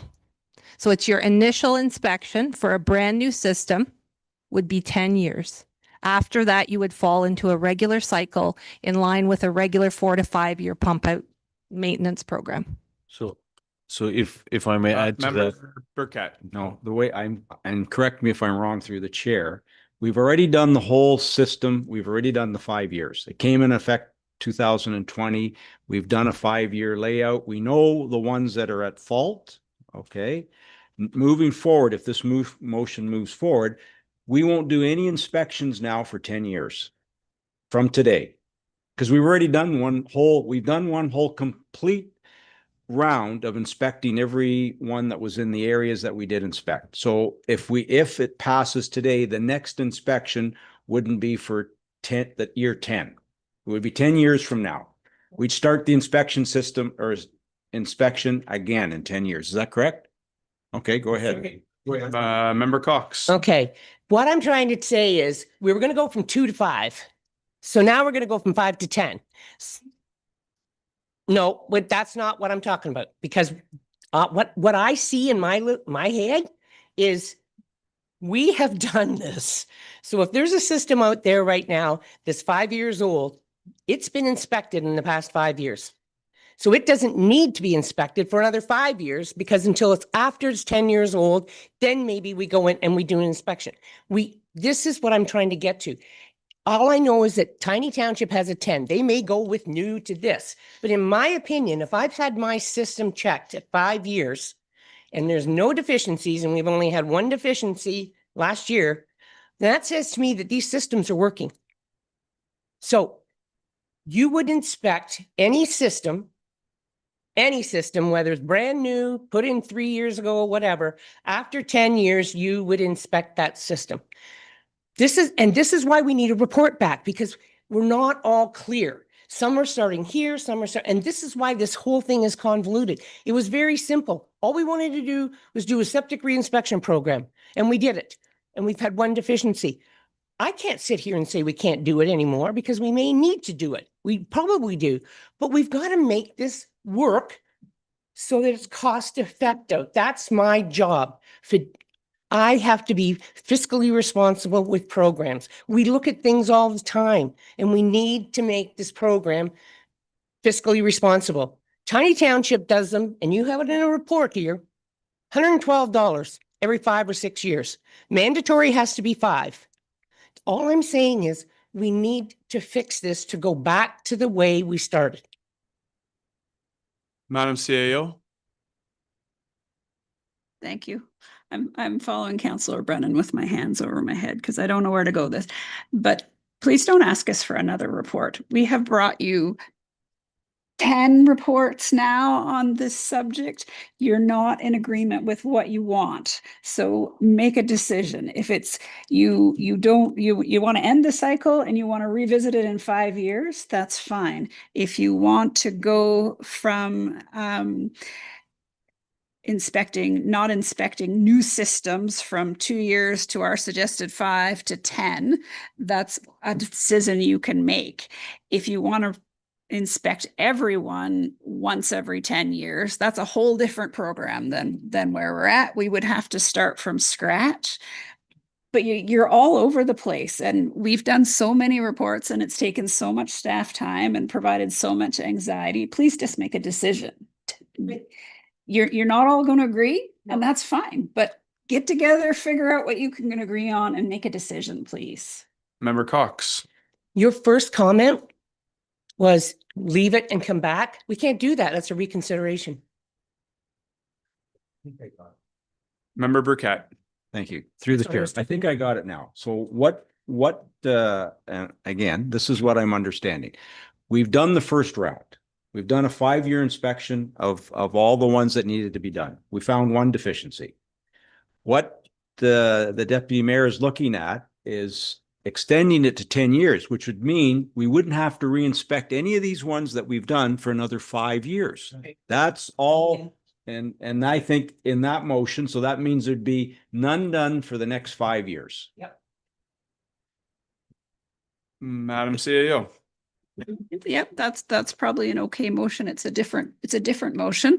It will require us to do some things, but I just wanted to revisit we've only found one thing. In the last year. We only found one serious deficiency in the last year, but over the 5 years, we've found campers on parked on septic beds and urinals tied to trees that are going right into. So I think, like, don't lose the plot that we haven't found serious deficiencies. We've found some serious deficiencies, but we found lots of little things too. And, excuse me, and we have the education material out there. Right, but we're not running around with it if we don't have, if we're not running a program, we're not providing any more information, any more education, because we don't have a program to do that. If I can jump in with the comment at this time, I hope that's okay. I don't know about this. Right, I think that we've had the inspection program's been running for 5 years, so some people got inspected in the very first year. They'd be coming up for re-inspection this year or 2 years from now, whatever the case may be. So that 5-year inspection cycle would work or continues to happen. What I am hearing, I know maybe I'm hearing it wrong, but if you have a new system, so it's been installed in your house, whether you have a 80-year-old home or a 1-year-old home, it's not gonna, that new system would not be inspected for 10 years. Right. However, everybody else continues to go on that 5-year schedule. Am I hearing that correctly? Some of you want, some of you do not want that. That's my problem. How about Fabian? You jump in here. So if, I think what it sounds like is that we are talking about that where brand new system, regardless of the age of the house, would have 10 years before it gets inspected for the first time. However, what I believe Deputy Mayor Cox might be saying is that if your system is 7 years old today, there's 3 more years that you have till that 10-year mark. So you also fall within that 10-year rotation because you still have a system that's under 10 years old. Mm-hmm. Is that correct? Yeah, it appears to be. Okay. Member Taylor. Well, further to what Member Burkett said, we're in the fifth year now. So it's an easy way to set the clock. That's 5 years from there. That's when we start that one again. That's, I think we're on the page only for the waterfront areas that we've done there. So we know how the timing is going to work because we already did the first round. Now we're doing the second round of 5, but it's 5 years from now. That I'm not sure how you are.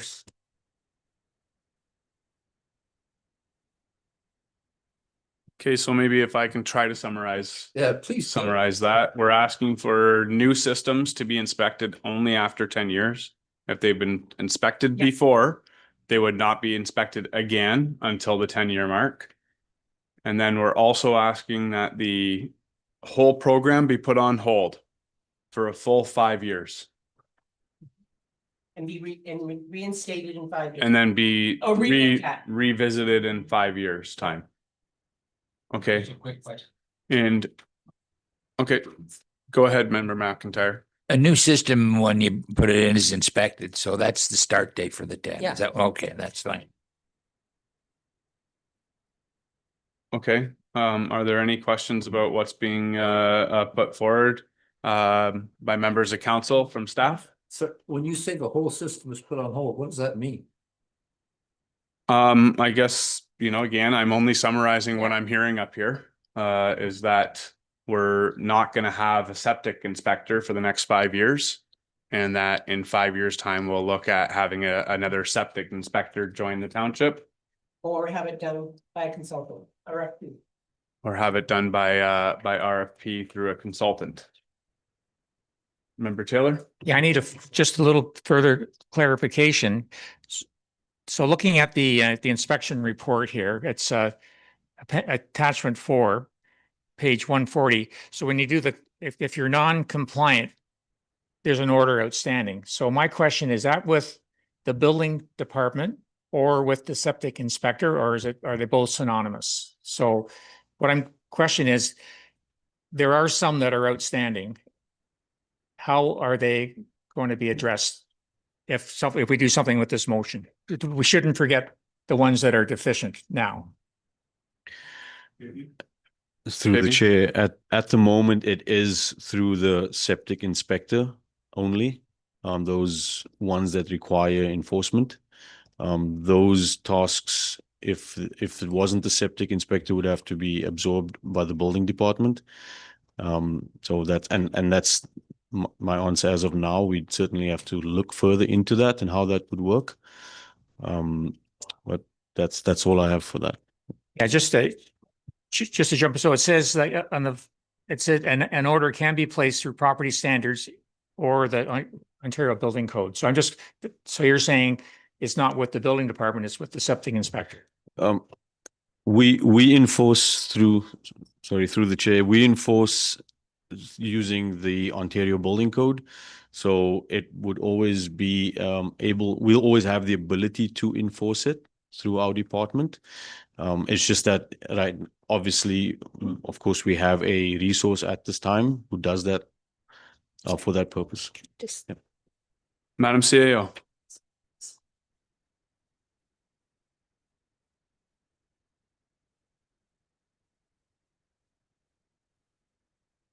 Not about a person. So once council lands on a decision, we will make the appropriate staffing decisions that we need to do. And it will include making sure anything that has already been designed as deficient that is followed up. But how we do it is really not an appropriate conversation. So that's here. my question. I just questioned the flow chart, and we just shouldn't lose sight of those that are non-compliant. So any other comments? I'd like to just make another one. From my perspective, I agree with the moving from the 2 year to 10 years. I think new systems are designed to operate for longer periods of time. I don't know. I don't really see the value in stopping the whole program, though. I think that that the program is there for a reason, and it is to, inspect properties and find out those, maybe there's small deficiencies, but having somebody drop by a property, I think, does have some value. Maybe the cost value right now, or the decision to raise the cost, triggered this whole discussion. But I do see some value to the overall program. I just want to state that. Member Cox. Sorry, but you have to understand that besides those 1,923, there are 4,065 other ones out there that are not even being looked at. So we're not, at least these have been looked at and we know where they're at. Thank you. Madam CAO. Yeah. So I definitely see some differing views, but I think we're at least a majority that may vote for this. So let's read this motion and see whether it passes or it fails. Okay, Madam Clerk. Can you reread the motion? Yep. So the motion reads that Planning and Building Report P26-038 dated June 17th, 2026, respecting the septic reinspection program be received, and further that staff be directed to bring forward an amendment to the existing septic reinspection bylaw to change the inspection trigger rate for a new and replacement system from 2 to 10 years. And further that the remainder of the septic reinspection program be suspended for 5 years. Sorry. Could I, Madam CAO? Just before starting my head a little bit, but I'm sure this is going to pass. I just want to give you a different alternative. 5 years from now, it's going to be a whole different council wanting a whole different thing. So if at the end of the day, what you want today is the program to be suspended for 5 years, why don't you just make that the motion? And in 4 years from now, we'll bring back what the program might look like for the next group to decide. I don't see the value in tying the next council into what you want today. If today you don't want the program to happen for 5 years, just stick to that. Sorry, and I'm thinking out loud after the clerk has done a motion. Suspended means that we need to bring it back, but we bring it back and we ask the next council what they want it to look like. Would the members of council like to see that motion changed?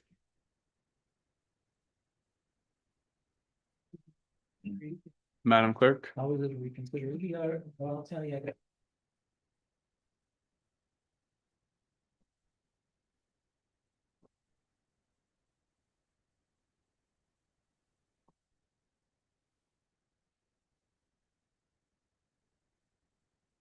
clerk and I are having a discussion, but I don't know if that flies on your end. You should tell us before she spends more time. Are there any comments from members of the committee? No, Madam Clerk?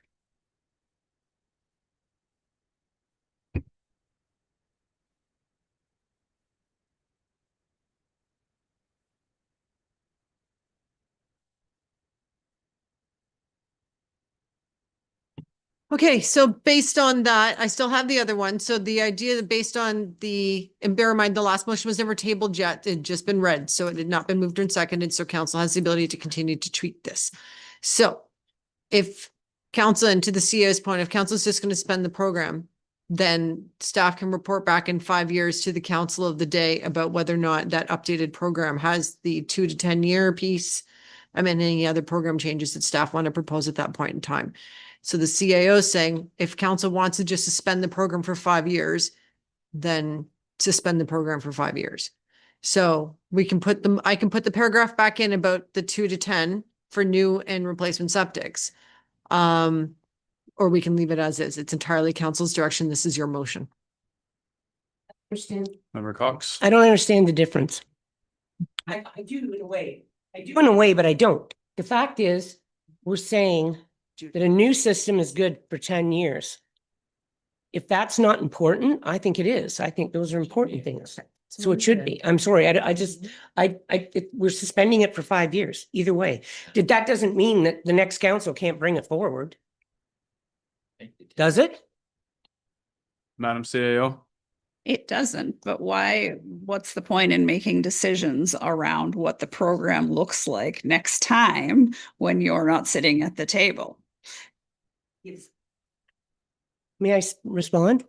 It gives them a sense of what at least we were looking for. We just didn't suspend it and not care. We said, this is the rationale for it. So is council seeking a motion on the original updated piece, which was the 2 to 10 years and then suspending the entire program for 5? Okay. Thank you, Madam Clerk. Would you like to read the motion again?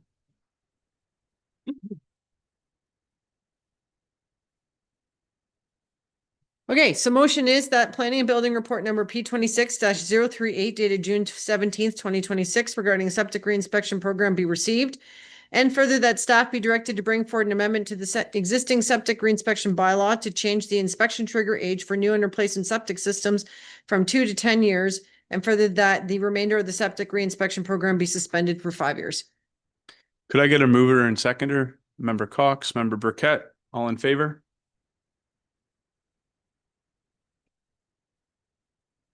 Carried.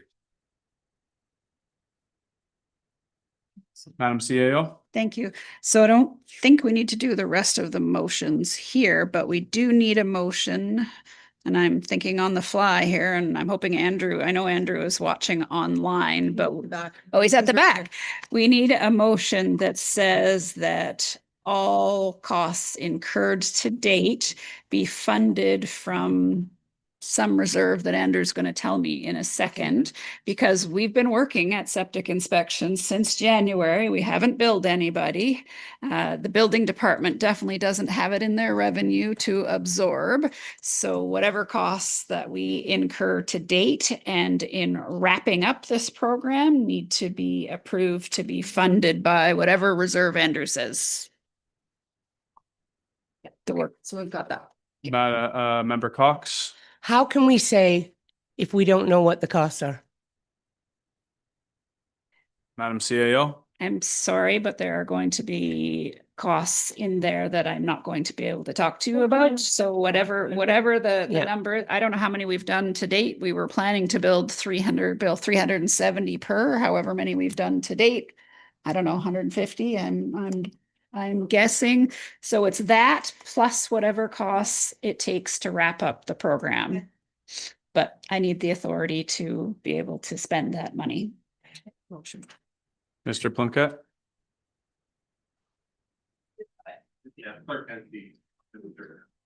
Okay, thank you. Okay, so the motion then is that all costs incurred to date be funded from the working reserve fund, including any necessary funds to wrap up the program. Could I get a mover and seconder? We have a question, Member Cox. Do we still have our environmental fund or is it gone? Through the chair to Andrew. Go ahead. If I can get that to work, if I can through the chair. We moved it into economic development a few years ago.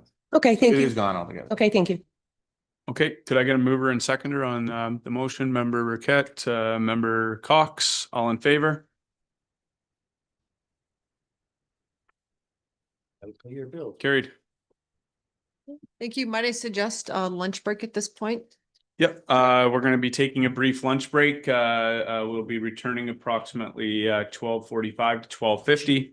Chair. Yes. Do you want to speak to 3.4 before we have lunch? So you. If that's possible, could we speak to the item 3.4? Sure. Okay, we're going to move to item 3.4, which was pulled from the consent agenda. That was the road safety initiatives fund application. I just on this report, I had a question. There were two projects listed here. One was traffic signaling on Division Road West and Burnside line, which I am supportive of. There was another project that was listed in here regarding a crosswalk at the Coldwater Public School over Gray Street. I'm just wondering if there's an ability to have that project also completed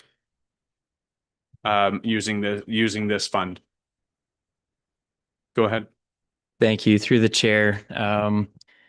So I think there's obviously you can apply for multiple projects under this stream, or at least that's what the application guide suggests that we could do.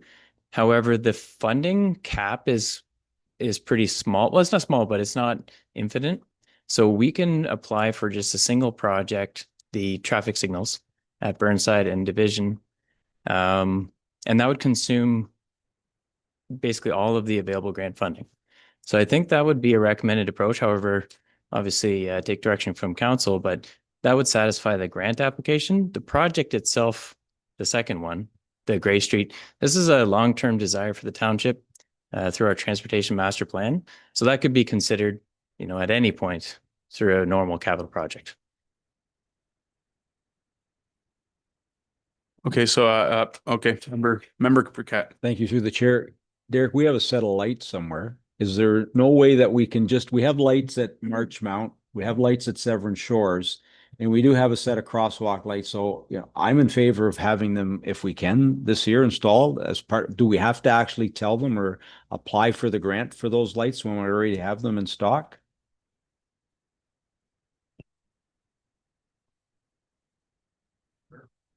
Yeah, through the chair. So the project would still be a new project. There's a design component. And I think what staff are saying is that it's not necessary to apply for the grant since we could consume all of the grant in one project. It's a bit cleaner of an application, a little less administration for staff as well.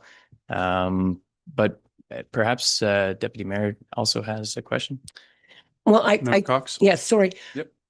I think we should separate them because number one, Member Jansen has brought forward, this is a safety issue and we've talked about that issue on Gray Street. And I think that needs to be kept separate so we don't lose it. And it's like a paper trail with it. And we know it's going to be we have an idea of the cost. And we also know that Tatham's already done these before. So maybe, and that maybe if you could bring a report back and then that clarifies that as a project that we should be doing due to Member Jansen's concern of safety and the children at the school. Yep. Yeah, through the chair, certainly. That's we can bring back a report, through direction after this session here and give a bit more details to what that project looks like, what its benefits are, and even a bit more details on the costing, but it would be separate from the grant application. Andrew? And if I can add further to the Director of Public Works comments, is that grant funding for the initial project is still going to be, even with the application-based portion and the formula portion, only about half of the total cost of that project that he's going to apply for anyways. So there wouldn't be any available left for the second portion of the project. So just adding it as a capital project, whether it's a mid-year addition or whether it's through the budgeting process. Would probably be the most prudent way to do it. Okay, thank you. Yep, I think that would be satisfactory. So a report would come forward and we'd be able to make a decision at that time, whether to proceed or refer it to budget matters. Okay, thank you very much. Could we get a motion on that?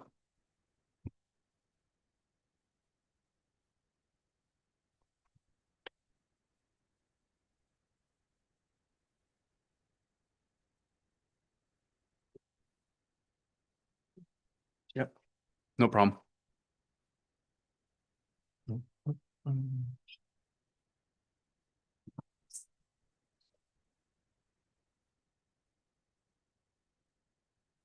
Okay, so the motion then is that Public Works Report W 26-018 dated June 17th, 2026, with respect to the Road Safety Initiatives Fund application be received. And for that council endorse the traffic signals on Division Road West to Burnside line as the township's project for submission under the Road Safety Initiatives Fund RSIF program. And for the staff be directed to prepare and submit the required application to the Ministry of Transportation prior to the December 1st, 2026 deadline. Okay, could I get a mover and seconder? Member McIntyre, Member Burkett, all in favor? Perfect. Thank you. Thank you.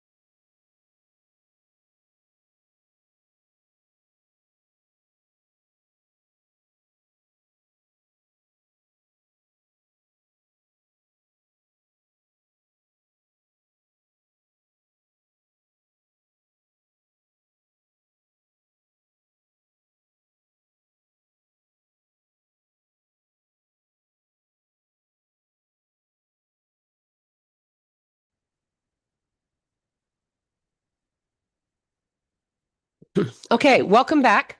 I'm going to be chairing the last part of this and then the mayor will do the rest. We had 3.1 pulled from the consent agenda and Member Taylor would like to speak to that.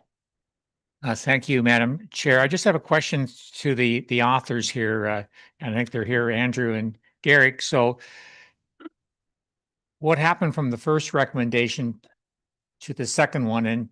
And I'll let the other committee members speak because just reading other municipalities are going to go in and some are not going to go in. And it just what are the repercussions? If you could go over the first recommendation and then what's changed to the second one. Thank you. Just through the chair to Member Taylor.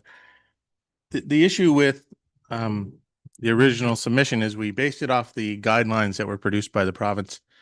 We had heard some rumblings about they weren't actually going to follow the guidelines in their grant application.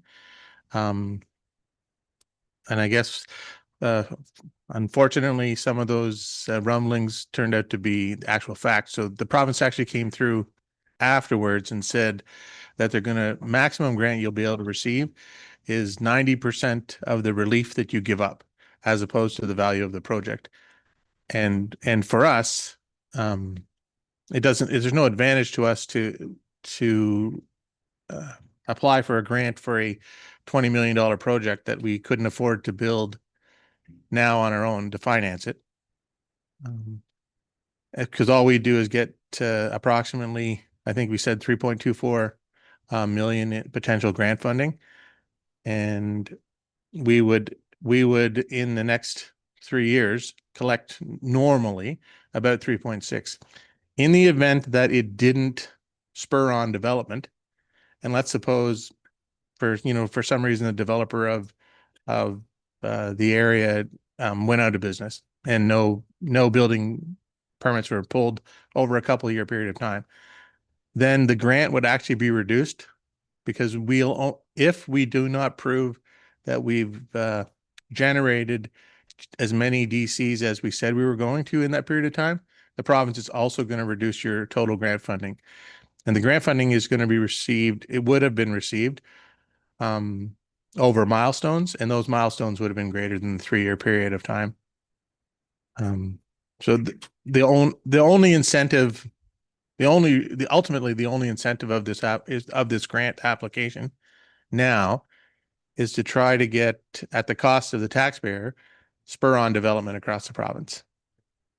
Because no municipality, regardless of who enters into or who does do an application, in theory, they will all be worse off because a portion of that grant, or sorry, a portion of the project must be funded by something other than development charges, which means if it's growth related, the taxpayer would be on the hook for that 10%.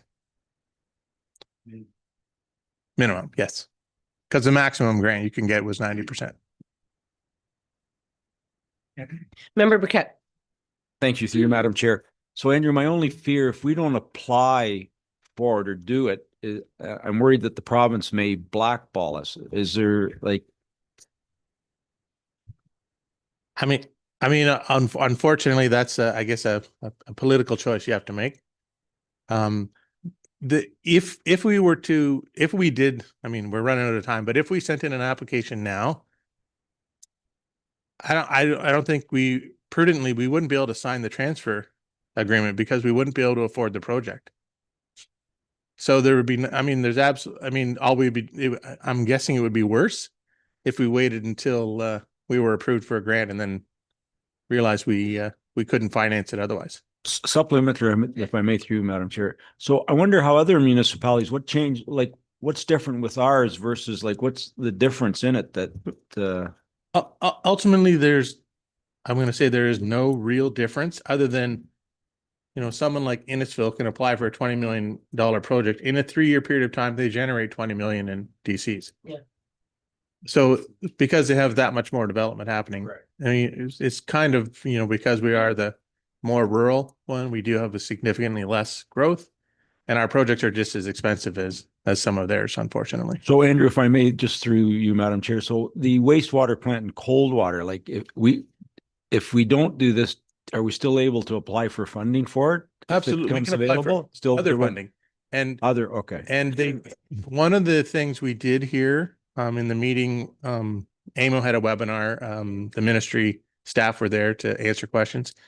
There is going to be grant funding for rural and northern municipalities, which we may or may not qualify for, but it is coming, and it's not DC reduction related. It's just to fund projects. Yeah, just so. Member Brennan. Just for clarification, so was it the province that put the 10% requirement in? Yes. Or was it in the program to begin? Oh, no, the 10% was in already. It's just the guidelines didn't say that your maximum grant would be the relief you gave up to a developer. Oh, okay. Okay. And so they made that clear, one in the meeting, but they've also published the answer, suggesting your maximum grant funding can only be, the maximum grant funding is limited to 90% of the relief you give up in the next 3 years. Wow. It'll be fun at AMO talking about this one. Okay. Through the Madam Chair, so is the difference here is about $400,000? Is that the way I see it? So based on what we could apply for, the difference is $400,000, and we were going to recommend that in the event that we could generate a grant worth $15 to $20 million to help the project go forward.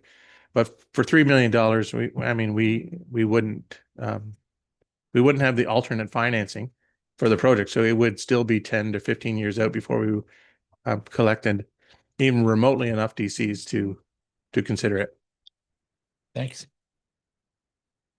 Okay, yeah, we were warned at county that it was probably for the big cities. It was urban, definitely urban, and they were definitely on the shelf ready with the staff to pull it all together. And they said the same as you, that they heard rumors that this, but we also still have, we heard that the province was going to come back up through to Derek about the infrastructure, like what Romera and Tay got with the water plants and the sewage plant. So there's still those, we're hoping. Is that right? Okay. Okay, Madam Clerk. Thank you. So the motion reads that the Finance Treasury Report T26-005 dated June 17th, 2026 with respect to the Development Charges Reduction Program application be received, and that the township not proceed with an application to the DCRP at this time due to insufficient grant funding potential relative to DC relief required. And further, that the township monitor other funding opportunities for housing enabling infrastructure projects that may provide sufficient support to proceed with the growth-related projects without placing the undue burden on existing taxpayers and ratepayers. Move in a seconder, please. Moved by Member McIntyre, second by Member Brennan. All in favor? Carried. Now I just Motions to come out of committee. So motion is that committee rise and return back to formal council session to receive a report on the proceedings of the committee of the whole. moved by Member Taylor, second by Member Burkett. All in favor? Thank you very much. Okay, and last motion to come out of committee is that the recommendations of committee of the whole for the meeting of June 17th, 2026 be adopted as resolutions of council. Moved by Member Brennan, second by Member Taylor. All in favor? Carried. You matter. Moving on to committee updates, Councillor Taylor. Yeah, I'll just speak to the Sustainable Severn Sound meeting last night in Coldwater. They've got a 2-year project on being flood ready, and they've asked for information on municipal drains, and Derek has sent that along. And also I'm going to send along the presentation that we saw from Murray Lovering a couple of years ago with his thoughts about flooding on the Coldwater North River. And that's all I've got. Thank you. Thank you, Councillor Brett. Nothing to report at this time? Deputy Mayor Cox. Nothing to report. Councillor Mack. Through the chair, just a quick update. The sidewalks along 169 are catching up to Quentin Street and the traffic light, and that should be done before the parade on the 1st of July, according to one of our staffers. Thank you, Derek, for that. I have no comments as well. Was it Colt? Well, thank both you and your team. How's that? Thank you. Okay, Madam Clerk, do you have a motion? Thank you. Motion reads that bylaws number 2026-44 to 2026-46 inclusive are hereby passed. Move on to seconder, please. Moved by Councillor Taylor, second by Deputy Mayor Cox. All in favor? That's carried. Okay, and then motion that bylaw 2026-47 is hereby passed and we're adjourned. Move on to seconder, moved by Councillor McIntyre, second by Councillor Brennan. All in favor? That's carried. Thank you very much, everyone.